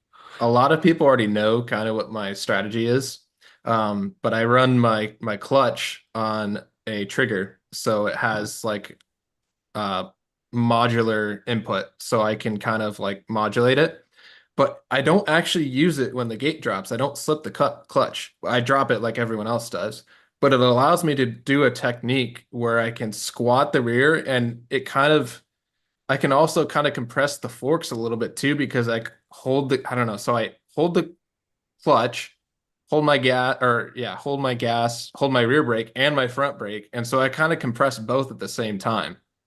Whereas a lot of people only squat their rear. So, and it allows me to get that RPMs moving a little bit, or like, I don't know, it kind of allows me to squat it a little bit more when I'm letting go of the clutch on the start, like before the gate drops, that is. So it's kind of hard to explain. I would have to show you to make it a lot easier, but yeah, show us. Screen share real quick. But yeah, it just allows me to get a really good drive out of the gate, and then I usually try to wheelie like everyone else, and I'm pretty decent at the wheelies. So yeah, that's pretty much the secret. We've never really seen someone as dominant as you are with your starts. Like we've had, like Leclerc's always been a good starter, but he's never got as many starts as you have consecutively. So it's really cool that you figured that out. As a result, do you feel like, so obviously you use one of your triggers as the clutch instead of the brake. So do you feel like it's harder to control your braking as a result of having to put those controls on a different button? Not as much in Supercross. It probably hurts me a lot more in outdoors than it does Supercross because Supercross you use a lot of engine braking, a lot of momentum. You rarely are using the brakes that like you mainly use the front brake when you're in Supercross. And I have it turned down so my torque rate isn't like all the way cranked at 500. So it almost does act like a little bit of like a limit of my brakes. So it's not like I'm hammering the brakes, but I don't know. Yeah, it's not that bad. Yeah, that's good to know as someone who needs to try to figure that out. Someone who has figured that out, or at least started figuring it out last year, was Tanner Rogers. He switched his clutch to a trigger like me, and he'd been practicing with me, and he'd been getting some really good starts. So that's another person maybe to look out for on the start. So now we know B-Lars. Now we know guys when they start getting random hole shots, they probably just change their inputs. It also a lot of people underestimate this. A lot of it has to do with your suspension. Mm-hmm. A lot of it has to do with suspension. It's like I'd say like 75% suspension and like 25% technique. Yeah. Did you have to change your controller configuration from what you started at, or have you always played the game this way? I've changed it over the years. So I used to have like nothing on, or I used to run my rear brake on the trigger. And then I switched the rear brake to L3. It's like you click down on the left joystick. Yeah. And that felt comfortable because I play one stick. So my thumb was right there. And if I just needed to hit the brake, it was right there. So then I had nothing bound to my trigger. And I had clutch bound to left bumper. And then my left bumper actually broke on my controller from dropping it or something like that. You sure it wasn't from throwing it? It was not from throwing it, surprisingly. I just dropped it and it broke. And it happens. And I was like, damn, I really don't want to buy a new controller right now. I don't have the money for that. I was still a college student, so I was like, I don't have the money to just drop on a new controller. But I had that trigger open and switched to it, and it felt really comfortable. And then I started switching. I tried to mess around with some starting techniques since I had that modular clutch, just see if I could come up with something. And I found something that was ridiculous. And ever since then, I think it was like 2022, mid 2022. Ever since then, it's been really good on the starts. Yeah, big props to you for switching up your controller, even though you kind of had to. But that's like switching where your shifter is on your real bike. Like it's wild. So props to you, and I'm sure we'll see you up front a lot this year. Probably not for long, but maybe you will see me up there. You can be positive, Jacob. Well, we will see you up front regardless of which, like we said, off the starts, or maybe when the checkered flag waves once or twice this year. I'm sure you'd very much appreciate that. Maybe. That would be awesome, but I don't expect it. So all right. Well, we appreciate the time, Jacob, and we'll see you at Anaheim 1 here in a few days, buddy. Yeah. See you guys. All right, Jacob Hubbard joining us. Let's go ahead and go to the other 450 man I knew that was here. It's Frank Jackson. Will join us now. Got a sweet shot of him ripping IRL right there. There's Frank. How's it going? Frank Jackson joining us now. We'll quickly just kind of recap last year for you. 9th in the 450 standings. Kind of an up and down year. You had some really good rides. You had some rides you probably wish you could do a little bit different. What do you feel like you learned, I guess, from 2024 that you hope to build on in 2025? Mainly just staying cool, calm, and collected instead of continually crashing out when you make a mistake and just ruining your own race after one small little thing happens.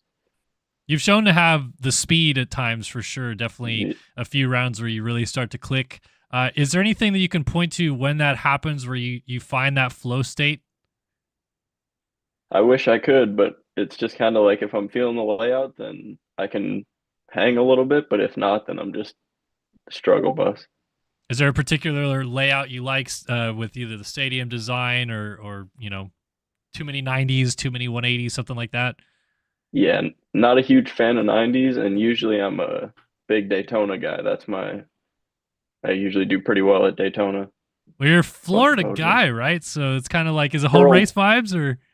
A minute I was, but I'm actually back up in Minnesota now. Back up in Minnesota. All right, there you go. Mm-hmm. It's cold there right now. Very, very much so. Well, hey, more time to grind. Exactly. There you go. Yeah.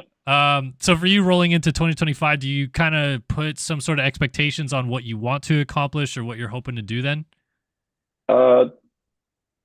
Making a main before the fourth round. That's a good I one. always struggle with heat races. Once I'm in, I do pretty well, but heat races, it's not my hot spot, you know. Fair enough. Fair enough. Do you feel like if you can start off the season well, like let's say you get, a pretty decent result at Anaheim 1, that maybe sets up your confidence level a little bit higher rolling into the few rounds after that? Definitely think so, especially with there being so many more fast dudes. Like if I could get in and even a top 10, I'd be pretty stoked to get at A1, but got to get in the main to top 10 it. Definitely got to get in the main first. That's always the tough task that catches some people out. I know too well myself, unfortunately. Luke, Alex, I'll let you guys ask some questions here. Frank. Sure. I got a question for you, Frank. So, as you are looking to this next season, when you're racing, do you really pay attention to the names and the numbers on the backs of people jerseys while you're racing, or do you just lock in and focus on yourself? I try to just lock in and focus, but like if there's Braden Carter or Leclerc, I know that they're going for championships, so I try to not be kamikaze in everybody and try to be respectful. And sometimes it works out. Sometimes people race you fair, but there's a lot of people that will just clean you out also. Right. Sometimes they just take you out even if you're trying to let them by. So even if it's not on purpose too. Sometimes it's the just game happens and yep. dominoes. So coming into this year, what type of preparation have you been playing much? Have you taken a break? You've been spending time in 04 or doing demos? Like what type of preparation have you done? I've been playing a decent bit. I just had surgery, so I've been at home. And yeah, normally it wasn't on your hands, right? Nope. Well, then you're good. So we're ready to go. We're in there. But yeah, normally 04 or there's like a fun race or something, I'll hop in there and race, but no demos. I can't commit to that. I can't lock into them. I'm team no demos also. Yeah, not for me. I also don't make main events, so don't take me. Yeah, maybe we should try some demos. See how that goes. Go ahead, Sully. You're muted up, buddy. Me and you, obviously, Frank, have had a long history with each other. Me and Frank always, I feel like two nice guys, very, very respectful, but we always ends up with me somehow cleaning Frank out. It's not on purpose. He just is a very respectful, very, very respectful racer, and sometimes it. But you have payback this year. I feel like I always have payback with Frank. I'm not gonna lie. But yeah, I feel like you had a very good, I would say, freshman year in the 450 class, right? And I would say even the 450. I think it's your first year. Is it your second year? Last year was my first full year. First full year. And I feel like you had a very good. You even talked about how you kind of like the 450 better than the 250. Are you nervous with like 2 sets coming up? You think you'll kind of be in the same place, or not even just the 2 sets, but just the people that are racing? You think you've improved this year, or? I feel like I have gotten better, but I guess we'll find out in a couple days if I have. But hopefully, I can be around similar to last year when I was having a good day. Yeah. But I feel like with you, as I've noticed when I race you, you're very, very good if you get a start. Like you're in the front, you're racing with those people, you have the speed. But if you get in the back, it just seems to not be your day most of the time. You're just kind of crashing out. You're just either like you get screwed over by a bike flipping into you or anything. So did you work on starts at all, or are you just kind of going with it and praying?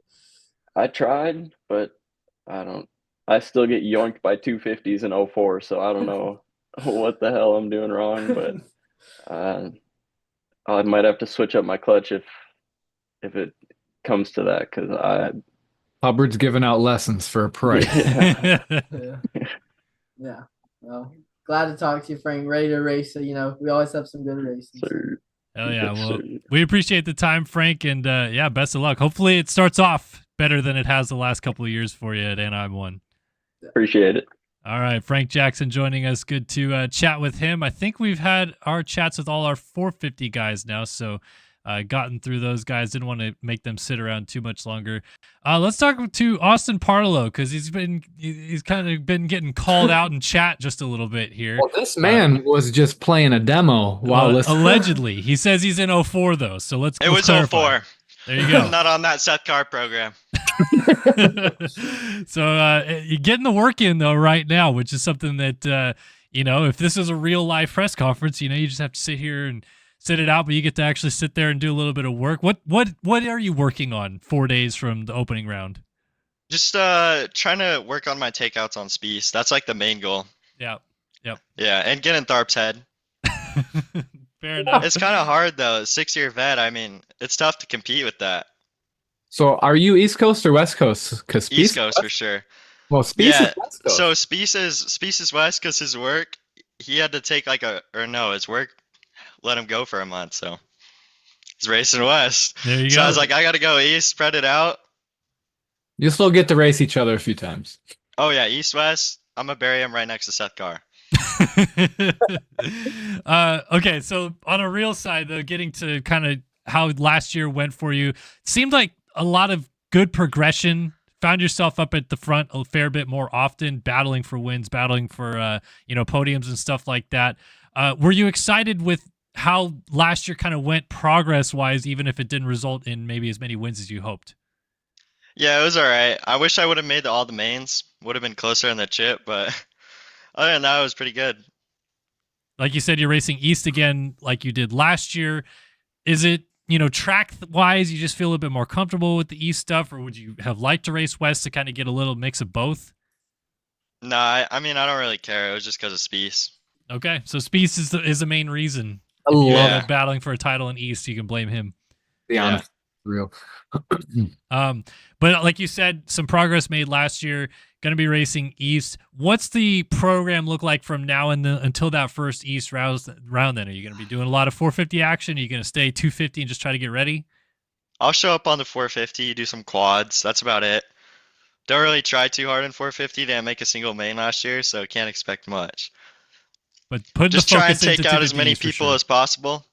That's the goal. Bold of you to say that with T Lang in here still, but I respect the yeah. decision nonetheless. To go out. It was lag. Yeah, you could say it was lag, but I don't know. It seems like the internet's pretty quality there, right? Yeah, it's pretty good. There you go. So building up towards East, do you have the expectation then that you roll in as a guy that you look at yourself as a title contender, favored, or something like that, or do you have goals that you have already laid out? I want to get on the podium first. I want to battle for a win first before you can put yourself in title contention. Oh, for sure. I mean, 2 times the amount of wins as Braden Tharp. I feel like he's the biggest comp. He's been there since Nam. I don't know how he doesn't have wins yet, but I mean, so you gotta assume that I gotta try and go for it. I mean, otherwise, why show up? So there you go. Fair enough. Alex, Luke, I'll let you guys ask some questions here. So you finally claimed your first victory last season. You threw away a couple of race victories. Now you enter as a firm favorite on the coast. Do you think you can handle the pressure? Oh yeah, for sure. I mean, Tharp's not much pressure unless he gets close to you. You can feel him for sure, but I can handle the pressure though. Tharp is allegedly West Coast though, so if he's No, I mean, from what I've heard at least, he's 100% East, but okay, I'll take your word for it. he changes all the time. So I mean, your guess is as good as mine. Are you liking that we have 3 East-West Coast shootouts this season? Yeah, it's great. I get to take out Quad God, Spieth, just line them up right next to each other, and then just take them out. Yeah. All right, Alex. What's your favorite type of event? Obviously, you have the Triple Crowns, you have your standard main events, and you have the East-West Showdowns. Which one of those 3 is your favorite to race? Probably Triple Crowns, 3 times the takeouts. Isn't that right, T-Lang? He just said he's putting you on the watch list, so you're already public enemy number 1 for Race Factory. Yeah. I was banned for Redbud, so we'll just add it to the list. All right, there you go. So you don't care. I get That's it the though. worst national to get banned for too. Yeah. It's a tough one for sure. You have had moments that, like you said, you ran up front. You felt good about running up front.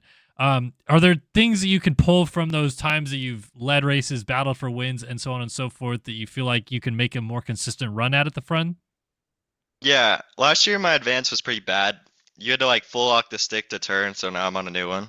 So I should be faster now. That's why like you watch back the races and I'm losing time to everyone, so I think that's why. Was it just to loosen it up more, or what'd you do? I just switched it completely. Just completely. In outdoors, I just kept changing, so. Yeah. Did you make your own or did you get help from someone? No, I just copied someone else's. Good deal. It's a way to go. I have no clue what I'm doing when making my own. There I you think there's go. only like 2 people that know what they're doing on advanced stability, and one of them's JLV. So There you go. Luke, Alex, you guys got anything else for Austin? No, that's it. no, I've been piping in out of turn, so I think I'm good. All right, Austin. Well, we appreciate you taking the time. Get back to grinding 04. Let's see what happens when you show up to that first East Coast round, buddy. I'm ready. There you go. All right, Austin Partolo joining us. That was certainly fun. He and Jake Spees bringing the entertainment value here this evening. We got some more guys that we still haven't talked to yet. I want to get to some of those fresh faces, but before we do that, we'll talk to another guy that has been near the front and battling for wins for a few years, and that's Rogan McIntosh. So we'll talk to him. Rogan, good to see you. How have you been? How has your offseason been rolling into, what are we racing, West? West Coast. There you go. So how's the offseason been? You know, I hadn't played much until like halfway through December. Then, you know, just grinding, playing demos, like quitting after like 10 laps, playing 04, just, you know, anytime I can. So is it demos or 04? What's the main way to go? The main way, honestly, I don't play either that much. I just like play random tracks that my buddy Timur makes. I know it sounds stupid, but yeah, like, that's what we usually do. Or like recently our little group has been playing 2013 Supercross tracks, doing like little championships. You know, There you There's go. like ice skating. Yeah, ice skating. There you go. Good deal. So you're gonna race West. What is your own expectations rolling into, you know, going through 10 rounds of West this year? Because I feel like you've shown speed at plenty of times, but it's never really consistently rolled into like a championship fight. I'm going for the win at A1. Like for me, that's just I've been saying it for some reason, and I'm like I can't like talk all this talk and not win it, you know. So I got to do that at least, and then whatever happens, you know. Like, All right, that's what I'm going for. There's a fired shot. We got another guy that wants to win A1 and is going to go for it. But do you feel like prep wise, you're in a position where that's like a statement where you can actually go in and feel confident about? Yeah, I think so. Honestly, like it's either going to be I win or probably like a last place or I won't make the main event. That's how it works for me. So All or nothing. basically, honestly. It's a fair enough point to put it though. Yeah. Luke, Alex, you guys got some questions? Yeah.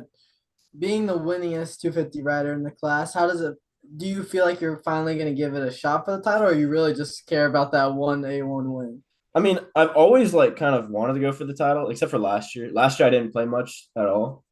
But this year, like I'd like to go for the title, but like everyone knows I'm not very consistent with making mains. My only year that I was good at that, I got third in the championship. So hopefully I can just, I don't know. Are you worried about anyone in particular, whether it's Hayden, Spees, or Race, or anyone else? I mean, I don't know, not really. Like they're all, I know I'm at least the same level with them, if not better. You know what I mean? It just depends on the night, I guess. Yeah. Do you feel like people are kind of looking at you as like an underdog, honestly, more than anything? I mean, I think that's fine if they are, because, you know, I'm usually either at the front or like no one knows where I'm at. Like that's how it is, you know? So I think it's very fair to be considered that if that's the case. But, you know, I guess we'll just show them at A1 and then get the fans' hopes rised, and then it'll just go away, you know, in the next round. So, yeah. I've been hearing some talk that this might be your last season because you're going to be pointing out. right? Probably not. Last year I only scored like 40 points.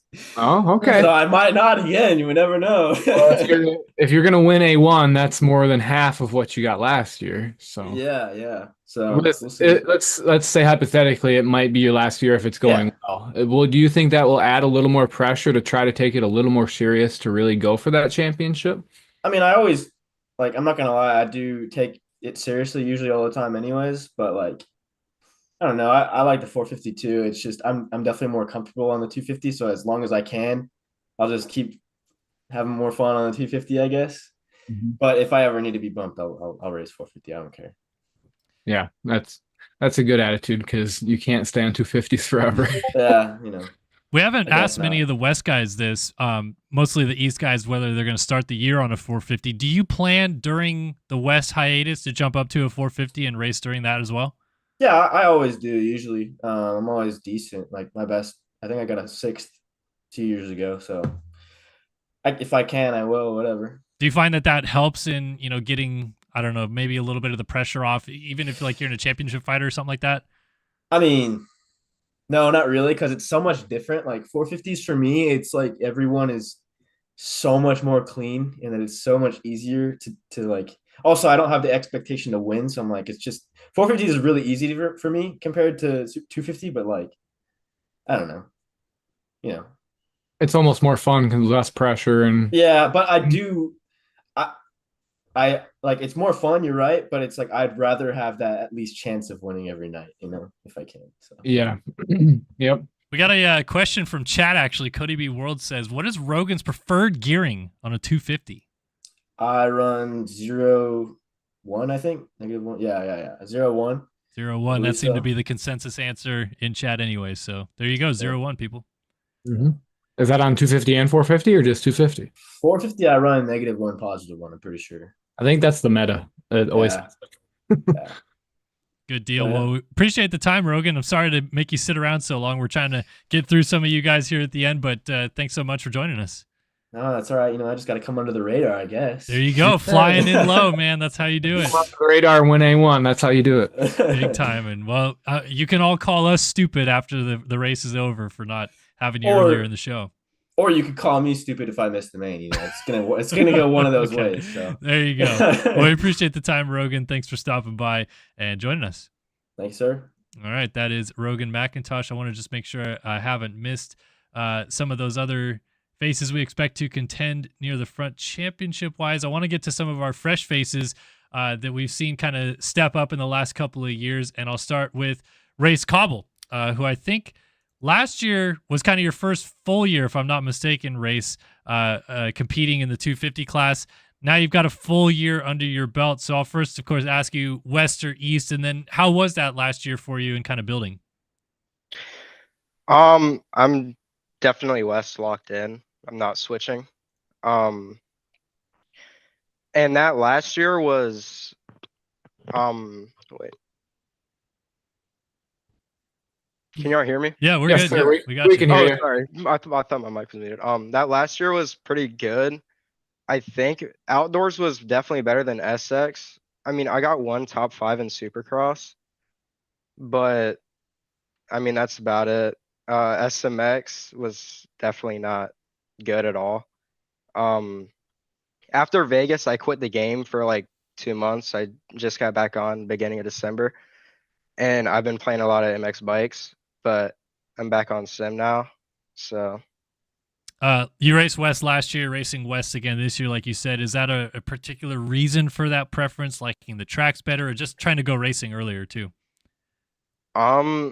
Honestly, racing earlier, and I know Jibber wants like 2 people on one coast, one on the other.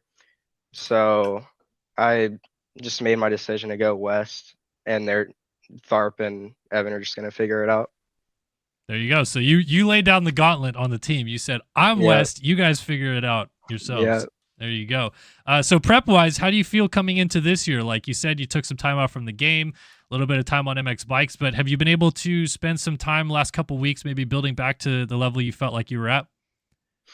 Yeah, definitely. I just got a new job, So definitely not playing like as much as last off season, but I'm definitely better than I was. Um, yeah, just messing around with my friends helps a lot.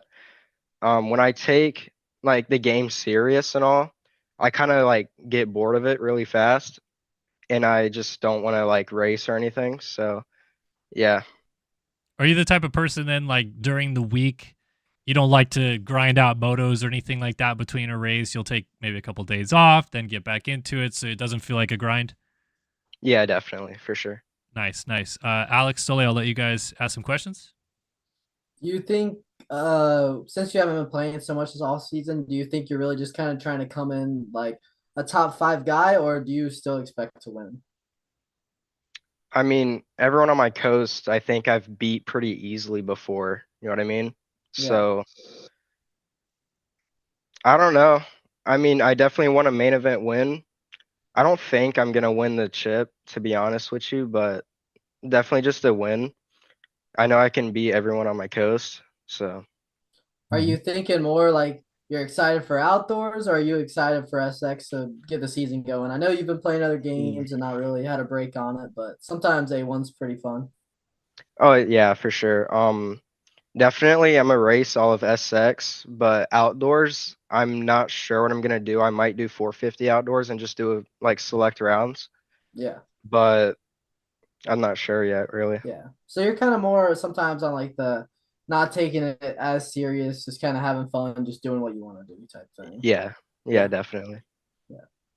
So when you're doing like just fun with your buddies, do you feel like that helps you build skills that you can use to get yourself out of situations in a race, or is it just make the game fun, keep you around?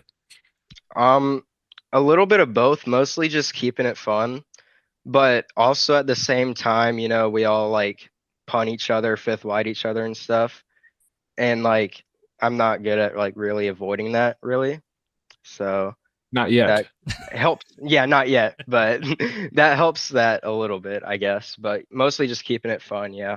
I don't think I've had a chance to talk to you before. How long have you been playing MX Simulator?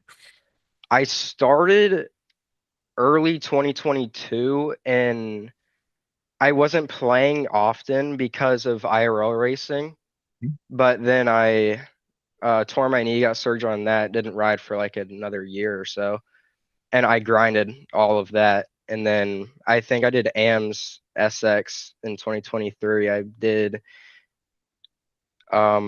might have done one pro round in West, and then I did outdoors in 2023 and did decent. So hmm It's crazy how many stories of people, they're fast in real life, they get hurt, and then they grind sim, and then they never leave sim again. yeah, it's definitely addicting. hmm But That's all I have for you. Good luck this year. thank you. Well, I appreciate the time joining us, Race. Again, sorry that we kept you here so long before we got you on, but best of luck, man. We hope things turn Thank out you. well, and we'll see you battling up with these guys. Yes, sir. Thank you guys for putting this on. It's sick. Absolutely, Thank you. man. Thank you. Thank Luke. It's all Luke's. It's all Luke's fault. There you go. Thank you. Thank No problem. There you go. All right, that's Race Cobbler. I think we just have one more guy to speak to, unless I have forgotten somebody. But I am looking for him right now. We got Maverick Snyder, the last gentleman that we will talk to here tonight. And we have him down as confirmed East. We don't know if that is confirmed or not. But Maverick, just talking to you quickly, you really turned it around, I feel like, midpoint season onwards. You were very fast outdoors, very good in SMX as well. Yeah, just take me through how that turnaround happened for you. Yeah, honestly, can you hear me? Yeah. Yeah.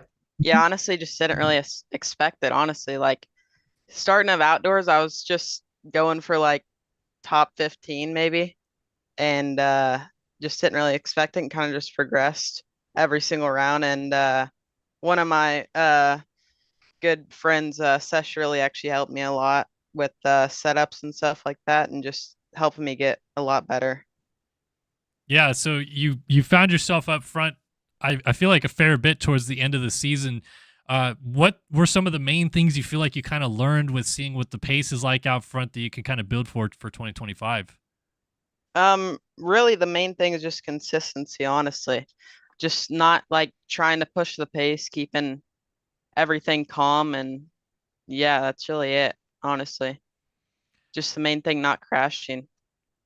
We talked a little bit about it at the beginning of the show, but there's kind of this, again, another youth movement coming into the game a little bit. I feel like a bit of a spearhead of that. What's it like, I guess, in seeing some of the names or the faces that you maybe watched in the game over the years, and now you get to battle with them head on? Yeah, it's definitely cool, but really just doesn't phase me, like I'm here to do what I can, and yeah, you know. Yeah. East for sure. I'm not sure if I clarified that. Yeah. East for sure. Yeah. So are you going to Yeah. start out trying on the 450 on the West Coast? I don't know if you have the license available or not for that yet. Do you? Yeah, I got my pro license, so I'll be racing 450 on West Coast. What does that feel like trying to roll into A1 against this field on a 450 as well?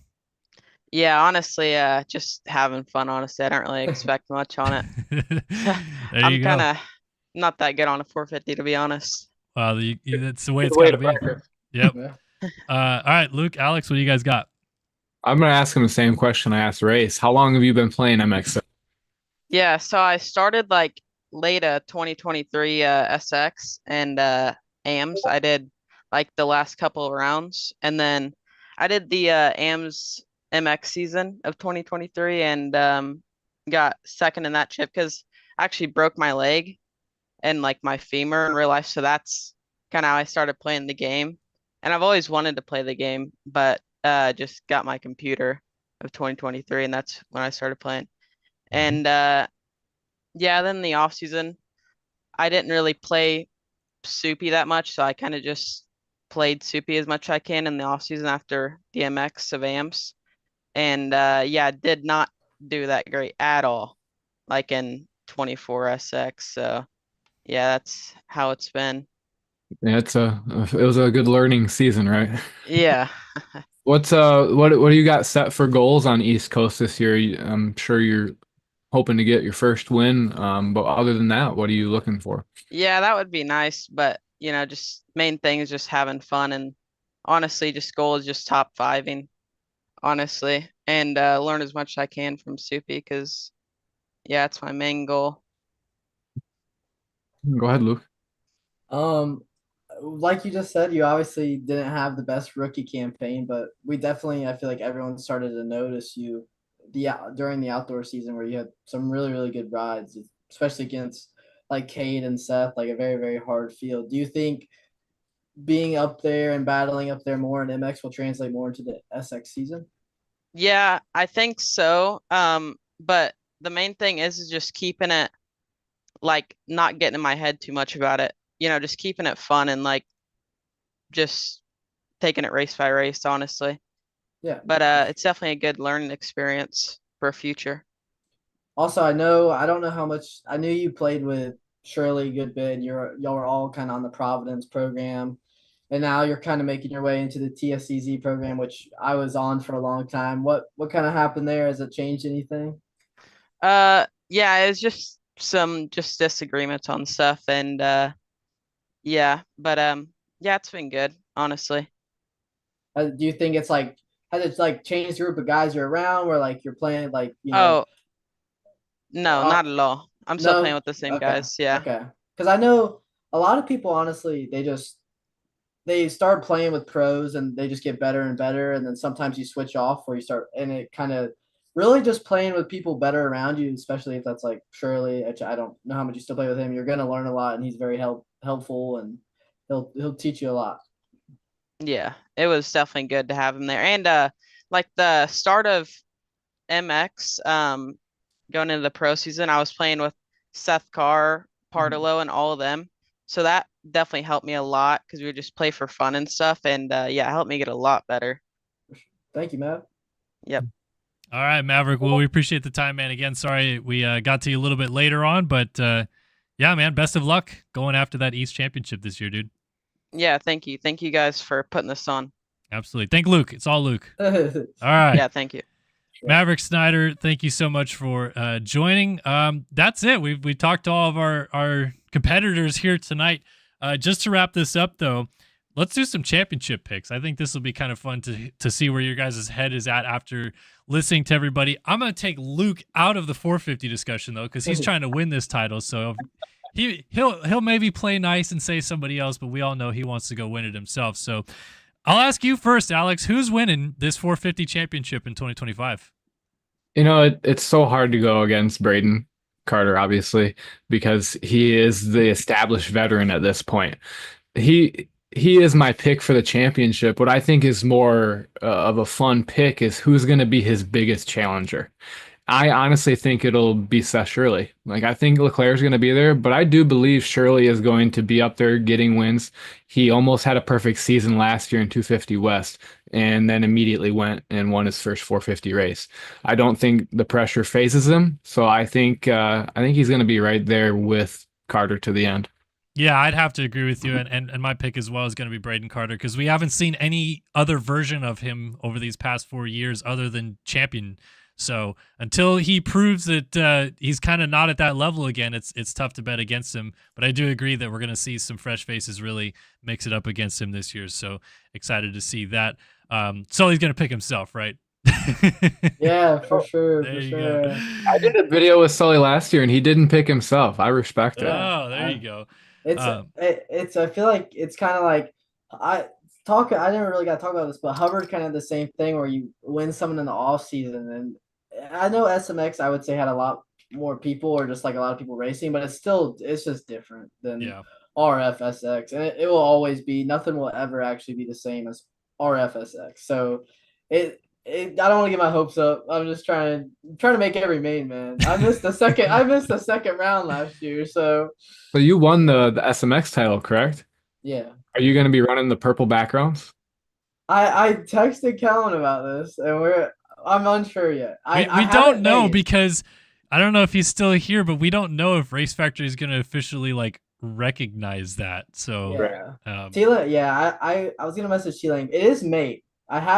It's ready to go. It's on the thumbnail of this video, so there you go. I honestly don't. I mean, I'm glad I'm the champ, but like, it is not the best look. Like, it's just. It's like some only looks good when it's a red background, right? Yeah, exactly. So we're hoping. All right, got target on your back. All right, let's go 250 West. I'll just go to you, Sully, first here since we didn't let you pick a 450 title guy. You see all these guys all the time, though, and you've been there yourself in what this championship looks like and what it feels like going in. So who you got? If realistically, if Tharp actually races West and he can put it together, I think Tharp really should win. He's got the speed. He really just needs to find the consistency. Like I think Stevie is right behind him, but I think he has the one up on speed on Stevie. Yeah, Alex, what are you thinking?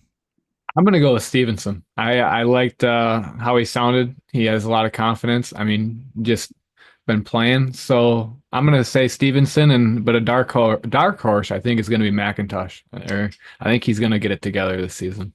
Yeah, that's a good pick. Obviously, the dark horse could be Jake Spieth too, flying at the test track. I will also go Hayden Stevenson. You and me are kind of in line here. I feel like, Alex.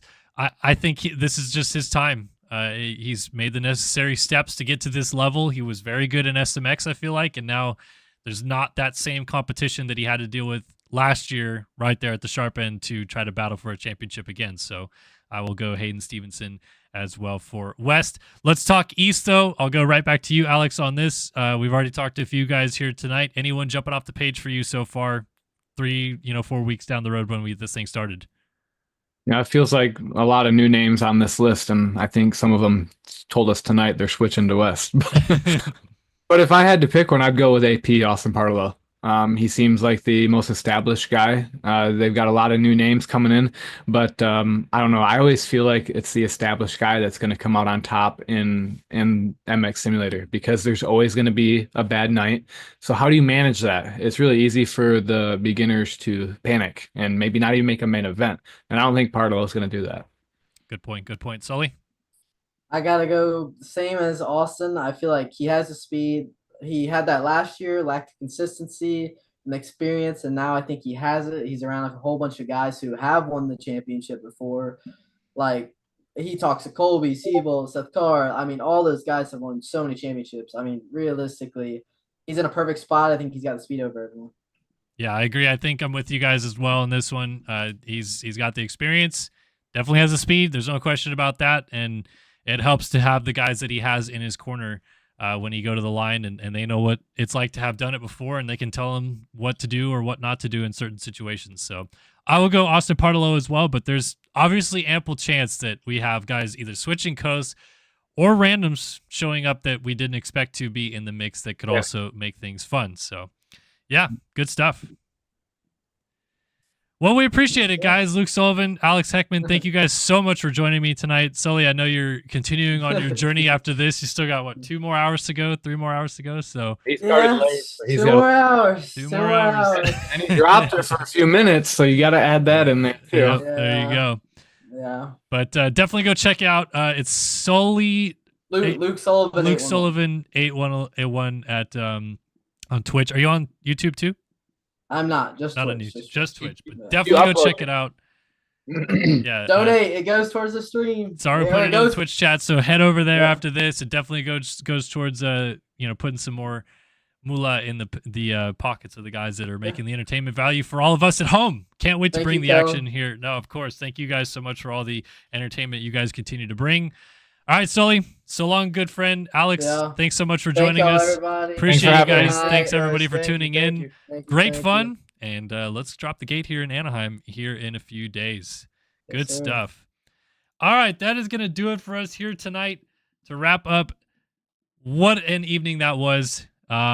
Getting ready to launch this 2025 Moto Option Supercross Championship. Again, a massive thank you to Moto Option being back on board, Race Factory Gaming, just everybody that works behind the scenes to make this happen. Can't thank them enough. And we're just ready to drop the gate, folks. So 4 days time right here, right now, we'll be dropping the gate pretty much by main events. This will be about the times that main events would kick off for the 250 West and then the 450 class after that. Wednesday, that is Wednesday the 8th of January, this coming Wednesday for Anaheim 1 in MX Simulator. And then, of course, the real Anaheim 1 coming up in 1 week's time, literally a week away from gate drop on the 2025 season IRL. So can't wait for it. Can't wait to get you guys here for the action all season long. Join us here on YouTube, Start Your Systems TV, as well as Twitch, Start Your Systems TV, and our TikTok. So appreciate everyone for tuning in to the opening press conference of 2025 Moto Option Supercross. And we'll see you guys in a few days for Anaheim 1 to drop the gate. So long for now.